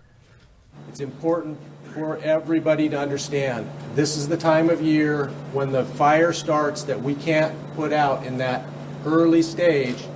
It's going to start running in a direction, and we're going to have to evacuate. For local law enforcement and fire officials, and when they say it's time to go, it's time to go. If you hear sirens coming down your street, please listen to them and have a plan in place to get out of your home. And like we said, mandatory evacuations are in effect for this fire. If you want a link to the evac map, just text Kincade to 916-321-3310 and we'll text it to you. You get the latest updates on the Kincade Fire sent straight to your phone. Download the new ABC 10 app on Google Play and the Apple App Store. Now to our other big story. PG&E Power Shutoffs forced by some potentially dangerous winds. PG&E is in the process of cutting off power to nearly 1 million customers. Now take a look. This is the PG&E outage map. Every one of those dots is a community without power. And right now, 972,000 customers are in the dark. But keep in mind, Cal OES says every customer represents about 3 people. So we're talking about millions of people across 38 counties in Northern California. This is a historic blackout, but PG&E says it has to happen. Now here's a look at the SMUD outage map. 3,300 customers are in the dark right now. Typically in this industry, the way that would be handled would be we would sit back, debris would hit these lines, there would be localized outages, we would repair them. But we're in anything but a typical situation. All right, PG&E was just addressing one of their power outages. Well, PG&E started cutting power in the Sierra foothills around 5 o'clock last night. And keep in mind, PG&E has already admitted that one of their towers may have caused the Kincade Fire. These are aerials of transmission towers around the fire's point of origin. So take a look at this. Here is a time-lapse video that shows the moment the power goes out by that tower, and then shortly after, there you go, a large glow, which could be the start of the Kincade Fire. And Kevin John has been in Auburn since the lights started going out. He spoke to some people who are stocking up for what might be the new normal. Well, we've experienced the power outage the last couple times it's happened, and we're trying to get ahead of the next one here. Amy and Brad aren't taking any chances. After living without power the last couple of times PG&E shut the power off, they decided enough is enough. It's time for a generator. So we can power up our appliances, basics, and not have to throw out a freezer full of food. Or, you know, start our cars to charge our phones and that kind of stuff. The couple were among the hundreds of people who flooded Home Depot this evening to purchase generators, batteries, and other items they need for the power shutoffs. And we feel like it's going to be something that's going to potentially be the norm. So, you know, if it's 10 years like they've been saying that this is going to be an issue, that we feel like the generator will end up paying for itself over time. But no matter how much you prepare for the power shutoffs, it still provides a level of discomfort for those affected. Very frustrating. Being inconvenienced at home is one thing, but, you know, people are losing wages. Small businesses can't, you know, stay in business. So it's really concerning that they, you know, think that this is the way to handle this. And being stuck in a blackout area can leave people isolated and vulnerable. That's why Governor Newsom talked about ways to hopefully ease the struggle. I'm continuing to work to make sure that we're providing resources and in these islands that may be blacked out, including partnerships with Walmart and partnerships, forgive me for spreading brands, but I give them credit for engaging Costco, Safeway, Raley's, among others, to make sure that in these blackout areas that some of these super centers remain open so people can access fuel, food, personal care items, diapers, I'm a parent, as well as medication. PG&E is opening community resource centers for people impacted by the shutoffs. If you go there, you're going to find restrooms, air conditioning, water, and a place to charge your phone. You can find what you need to know about those resource centers right now at abc10.com. Now let's get another check of the current outage numbers. Right now, 972,000 customers are without power. And when we say customers, we're talking about households. The actual number of people in the dark is much larger. According to Cal OES, one customer translates to about 3 people. So we're talking about millions of people impacted. And if you want to check out this map for yourself, we can text you a link. Just text POWER to 916-321-3310 and we'll text it to you. Now, I want to kind of go back here because when I was looking at some of my notes here, PG&E said that it was going to impact 940,000 people across 36 counties, and that was during a press conference at 5:30, and now we're talking about 972,000 people, and that number seems like it's been growing since we've been on at 1 o'clock. Right, and I think something that may be a possibility as we look at this is there's 2 things that are happening at the same time. You have your planned power shut off for safety, right? So there's the stuff that they know that the wind speeds are severe where their lines are, that there's a concern, so they're going to shut them off ahead of time. They plan, it's intentional. But then also there's the unintentional power shutoffs. With the kind of wind that we're seeing everywhere, it's very easy to imagine that some of these outages may be caused by a limb falling on a line and then causing a power outage in places that weren't initially within that zone. So I want to show you again, this is the raw data because I think that this is really important, and I just looked at the numbers and some of these are not even as strong as it's been within the last 15-20 minutes. So let's go ahead and move around. What you're looking at here, the number is the strongest wind gust since midnight. So you could see near Yolo County up toward, this is Cache Creek, up toward the Capay Valley. We're looking at 42 miles an hour, 54 miles an hour, as you would expect. But I think what's kind of shocking is in so many other places, we're seeing very strong wind gusts in the valley as well. For example, and this surprises me, we just saw a 51 mile per hour wind gust at the Sacramento International Airport. Folks, 51 miles an hour, that is very, very strong. That could easily cause some damage. That is huge. And then out toward where we currently have a fire growing south of Elk Grove, moving to the south. We've got a live reporter. We're going to talk to him in just a second. Saw a wind gust there just recently within the last hour of 44 miles an hour. Now, it's not uncommon in the mountains for ridge tops and canyons and passes and some of those places to see 40, 45 miles an hour. Or maybe in the middle of a really strong storm. Sometimes in the winter, you can get wind gusts 40, 45 miles an hour as it really comes ripping through, or maybe you have a thunderstorm wind gust, something like that. But just for a straight wind event, to get some of these strong wind gusts, and we're seeing it repeat itself, it's not a one and done thing. We're seeing 40, 50 miles an hour again and again and again. What happens over time is that this really weakens these trees and these limbs, and maybe that tree's been there for a long time, but if it gets repeatedly hammered with 50, 60 mile an hour winds, it's going to have a tough time holding together. And all trees are different, and your situation in your neighborhood is going to be different, but we expect more tree damage, tree-related power outages, and leaf and just debris in general. That's going to be part of your day regardless of the fire risk. And then we start to see things like this that really grab your attention. 70 mile an hour wind gusts. This is Jarbo Gap. This is where the campfire broke out. And then just right next to it, the wind's not as strong. And that's a pattern that we see repeated again and again, is that you may see some areas. One notable area is the east side of the valley in the lower foothills. It has not been that windy, but I'm going to show you something in just a little bit that will tell you that the winds are coming to your neighborhood as well. Maybe not as strong as other areas, but they're coming as well. And one key thing to remember is that the way that power works on a grid is that usually the power coming to your house is made somewhere else. Maybe it's a wind farm in the Delta, or maybe it's a solar panel installation somewhere out far away from your house. Obviously, it's not working right now, but you understand that it's usually made somewhere else, and then it's put in a transmission line, sent to maybe a substation, which is where it all comes together and then gets kicked out to different areas. Anywhere along those lines, the big transmission lines or even the distribution, the power pole to your house, if the strong winds are there, then that will affect you downstream. I think we can kind of understand it. Let's say if it's like an internet outage and you go to your computer and you're trying to access a website and it's not working, you have to understand if your computer or your cell phone may be perfectly fine, it works, but it's something downstream. Maybe it's a big network of servers somewhere else that's down that's affecting you as the end consumer. It's the same way that it works with power. If your power's not on at your house, it may be because there's severe weather affecting the lines 100 miles away. It's tough to square, especially when you have the power off again and again and again and you don't want it to be that way. But unfortunately, some of these lines are in extreme weather areas, canyons, passes, ridge tops, and that's where we're seeing the most extreme wind at the moment, with some other places that usually don't see wind like this happening right now, including Sacramento.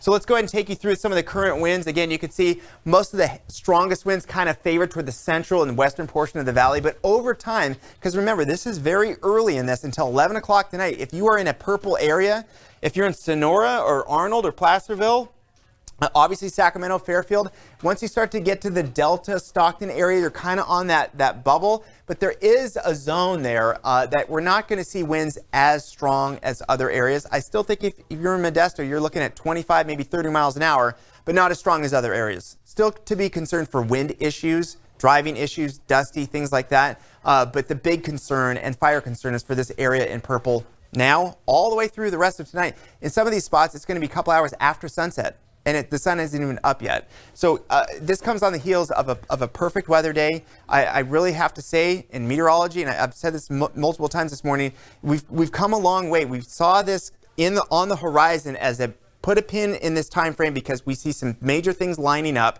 and these things have kept happening, but you got to keep your eye on what's happening next, and we're right in the middle of this. And again, yesterday was a perfect weather day without a breath of wind in so many places, yet here we are. Temperatures in the 60s right now, 30s up high. Two things worth noting on this is that the camera's shaking around in Sacramento because it's very windy. But here's the kicker, and I don't like to show you this because I wish it was not this way, but look what's going on at 10 o'clock in the morning. I would say right now the sustained winds are in the 20 to 25 mile an hour range for many of us, maybe up to 30, kind of depends on where you are.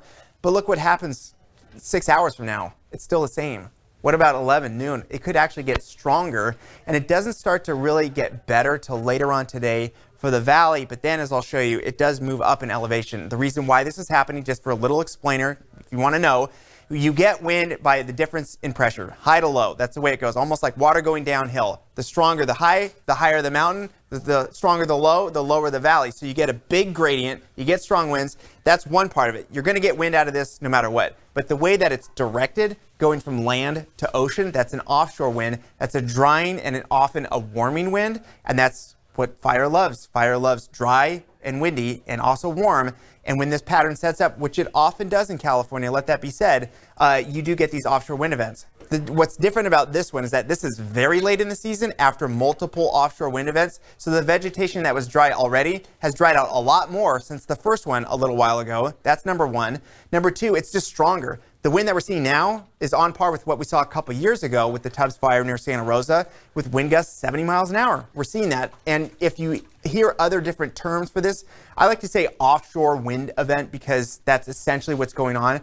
But in the Bay Area, they call it the Diablo winds. In Southern California, the Santa Ana winds. And the reason why is this, just in case you're curious, usually it's people in San Francisco saying, oh, it's the Diablo winds because the wind is coming from Mount Diablo. It's coming from east to west, offshore. Usually, as you know, in San Francisco, it comes from the ocean. That's why it's always cold there. But when it switches, does a 180, it's the exact opposite. It's warm and dry all the way to the beach.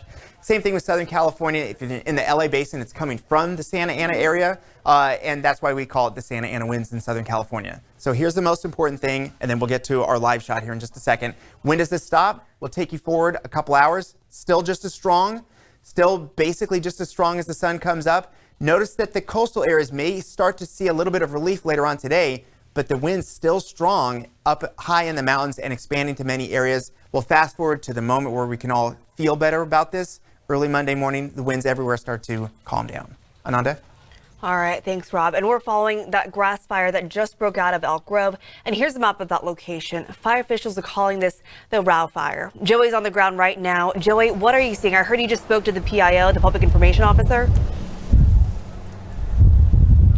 I did. He wasn't able to talk very long. He actually had to get back to what he was doing, but he was able to tell me that every single regional fire agency from around Sacramento is here responding to this fire. California Highway Patrol is also on scene here. And from my perspective, I wasn't able to ask him how the fight against it is going. I was able to get from him that there are no evacuations at this time. But as far as structures goes, from my vantage point, it doesn't look like that any have been immediately threatened. I was telling you in my last hit that it looked like emergency crews were really working on this fire just right in front of me where those trees are. You can still see some of the flames over in the grass in that area. Emergency crews really started to target on that area, maybe do some structure protection for a bunch of buildings that are just right near that fire. And again, from my perspective, it looks as if the flames are starting to die down. Just about 20 minutes ago, I could see flames across, and now those flames look to be smaller, and it looks to be much more emergency lights out there rather than flames. I was telling California Highway Patrol was saying that they believe this fire started from down power lines. And when we actually got on scene here at the corner of Eschinger as well as Ed Rao Road, right along Ed Rao Road, there was actually a power pole that was in contact with the power lines that was actually creating some sparks right along the road.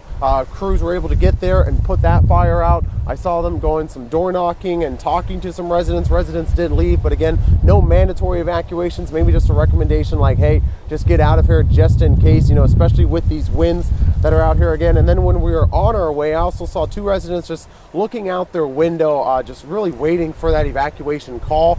They were looking at the flames, but again, from my perspective, it looks as if they are starting to get more control of this fire as more and more flames seem to be going down. Still trying to work to confirm that with the Consumnes Fire Department, but again, just it looks as if this fire is starting to get under control. Back to you. All right, Joey, thank you. And it seems like he was saying that the fire seems like it's more under control. It didn't seem like it was as big as when we originally saw it. Like, I don't know, when we went to him first, maybe an hour ago or so when we first saw that. But yeah, that's exactly what we want to see. Yeah. Because initially when he was there, the flames were growing. It was a dicey situation, and so you like to see all the resources there, and you like to see smoke, not flames. By the way, getting reports also of a fire, the Santiago fire near Bethel Island in the Delta. They're sending resources there. Very windy there as well. It's not hard to imagine that we'll keep hearing this through the morning and throughout the course of the day. You like to hear about a small fire, resources on it, and then they get a handle on it. Unfortunately, on a day like today, they may not be able to snuff out every single one right away, and that's the worry, is the runaway fire that starts to hit spots where it can grow quickly and there's not much they can do. Yeah, absolutely, Rob. And then want to kind of wrap things up here. PG&E outages right now, it's at 972,000 customers impacted. Originally, they were going to say that it was 940,000 customers that were going to be impacted across 36 counties, and also SMUD outages. 3,300 people. This is the PG&E map. But is this PG? Yes, this is the PG&E map. You'll see some of the outages here, and then there's this mud map right here. This is not planned. I went to their website. They did not have any planned outages. I did check a few minutes ago. I don't know if we're able to see, but when I clicked on it, it was where like the center is about the 1,000 customers, 1,400 customers downtown Sacramento. They didn't have. I guess the description of what caused the outage. They're going out there and they're assessing the outage right now too. Right. So this is not uncommon. If this were just any other time of year outside of prime fire season and we saw winds like this, I would expect something like this, especially in Sacramento. Just from the history of doing weather in this area, what we tend to see with strong winds in the Sacramento area, i.e. the city of trees, is you tend to see power outages just straight up related to tree limbs on lines, you lose power. That's a very common thing in this area, and you tend to see the highest number of customers out where the highest population density is. That's going to be your downtown, midtown, East Sac area. There's also areas that just tend to have a lot of trees. I think Fair Oaks was in there. Yeah, it looks like a majority of it's downtown Sacramento. Yeah, exactly. And we can't say exactly, but very common in this kind of weather, you tend to see that's planned maintenance right there, but you tend to see power outages related to wind, and that usually tends to be either lines that are compromised or maybe tree limbs on the lines. Yeah, and I just there are new mandatory evacuations. Mason, who's just right behind our cameras, he just posted this. I just want to check this out here, just making sure we didn't miss that. So this was just posted at 3:44 a.m., so just 10 minutes ago. Evacuation Zone 8 is now a mandatory evacuation area. We want to check that out. The area is described as all areas west of Fulton Road, Llano Road, Pepper Road to Marin County line. Also includes Sebastopol, Bloomfield, and Valley Ford, and this is all related to the Kincade Fire. We've been talking about it all night. It's right there, and we're going to see a little bit more of it tomorrow morning, the impact, because CAL FIRE, the way they work, they give you updates in the morning and the evening. So those numbers, we won't see that much change. Right now, it's 26,000 acres, 10% contained, but that could change tomorrow when we get that other update. When they all come together, talk about the winds, how they're going to control this fire from all around. And really quickly on this map, if we can zoom out just a second, just because I want to show you something. That area of purple is your highest level of evacuation warning, letting people know, hey, heads up, you may have to move very quickly. And I want you to notice where this is. This goes all the way to the coast, you guys. This goes from where the Kincade Fire is, and there's lots of big barriers it would have to cross, including the 101. But there's lots of terrain. That's Guerneville, that's the Russian River Valley. There's plenty of forest and fuel there for that fire to go. So they're getting out ahead of it, that if the winds stay up like this all day long and they're not in their favor, this fire may be moving into some of these purple areas in the hours and really within the next 12 hours ahead. And then so just 25 seconds ago, so I went back to Sonoma Sheriff Twitter. They just reported that there's a fire reported towards east side of Windsor. There's a fire headed towards North Windsor, South Healdsburg. Fire reported approximately 2 miles north of Pleasant, headed towards east side of Windsor. Also reported towards Shiloh Ridge. Just want to throw that out there, but we just got this in. It's through the Sonoma County Sheriff's Office. Yeah. So and Windsor is the community north of Santa Rosa. So you know, these are populated areas. These are suburbs. These are where people live. This is a dense, more urban type area, but it's also surrounded by beautiful wild terrain as well. And it's that wildland urban interface that firefighters train on all the time, because they need it to stop there. They need it to stay in the wildland and not move into communities as it did in the past with the Coffee Park area near Santa Rosa.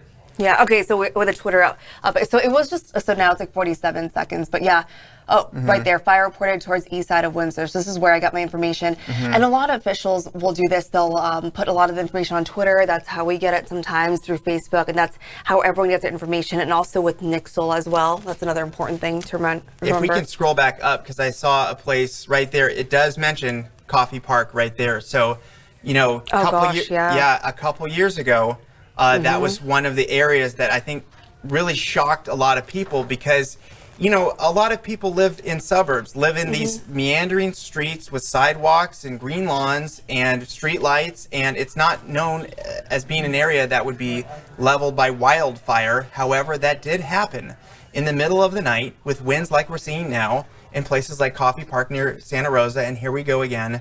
Letting people know in the Coffee Park area that they need to get up and leave again. Yeah, and this is a neighborhood. I think if you didn't see that footage, if you didn't remember that from 2 years ago, it was like house next to house. It was just like a regular suburban neighborhood. It wasn't somewhere rural, and it was just so unexpected. And I remember covering that. I just couldn't forget. It was scary. Just passing through the highway and just seeing that Kmart, the Chevron, completely just burned down. It was just so surreal to see. Right, and you know, it begins and ends with the weather. And unfortunately, folks, I don't like what I'm seeing, because everything. The problem is what we were looking at is historic type of weather, historically dry weather, historically strong winds, essentially as strong as it gets around here, close to it. That's what we were looking at, is this may happen. And so far it has been happening. We've seen the wind gusts line up with where we thought they might be, in some cases exceeding what we might see. And we're seeing these zones and these areas that are very prone to fire getting evacuated yet once again. And let it be known too, this is not the end of this. This is middle of the night. You might even be waking up right now, or maybe had a tough time sleeping because of the wind, or trees knocking against your house. Unfortunately, in the weather world, I can tell you that this type of weather, dry, windy conditions, will be with us the rest of today. And then we're looking at the SMUD map right now. That number has gone down to 2,800 customers affected. Last we reported was about 3,223 customers have lost their power. But just wanted to give that update to people as well. And a few hours ago, I was listening on PG&E's press conference with the latest information. You were saying that a lot of the winds will go down like Monday or so. Yeah, I think like the end of the line for everyone, where you won't have anything borderline. It's done for sure by Monday morning. But it's really, you're going to notice a drastic drop in the wind speeds once we get to later on tonight. I think if anything, for many locations, it'll be as strong as it is now for the next 3-4 hours. If you're in the Sierra foothills, it really hasn't been that windy. But I think that your moment is coming later on this afternoon into the early evening, and then you'll see some occasional gusts as well into the late evening.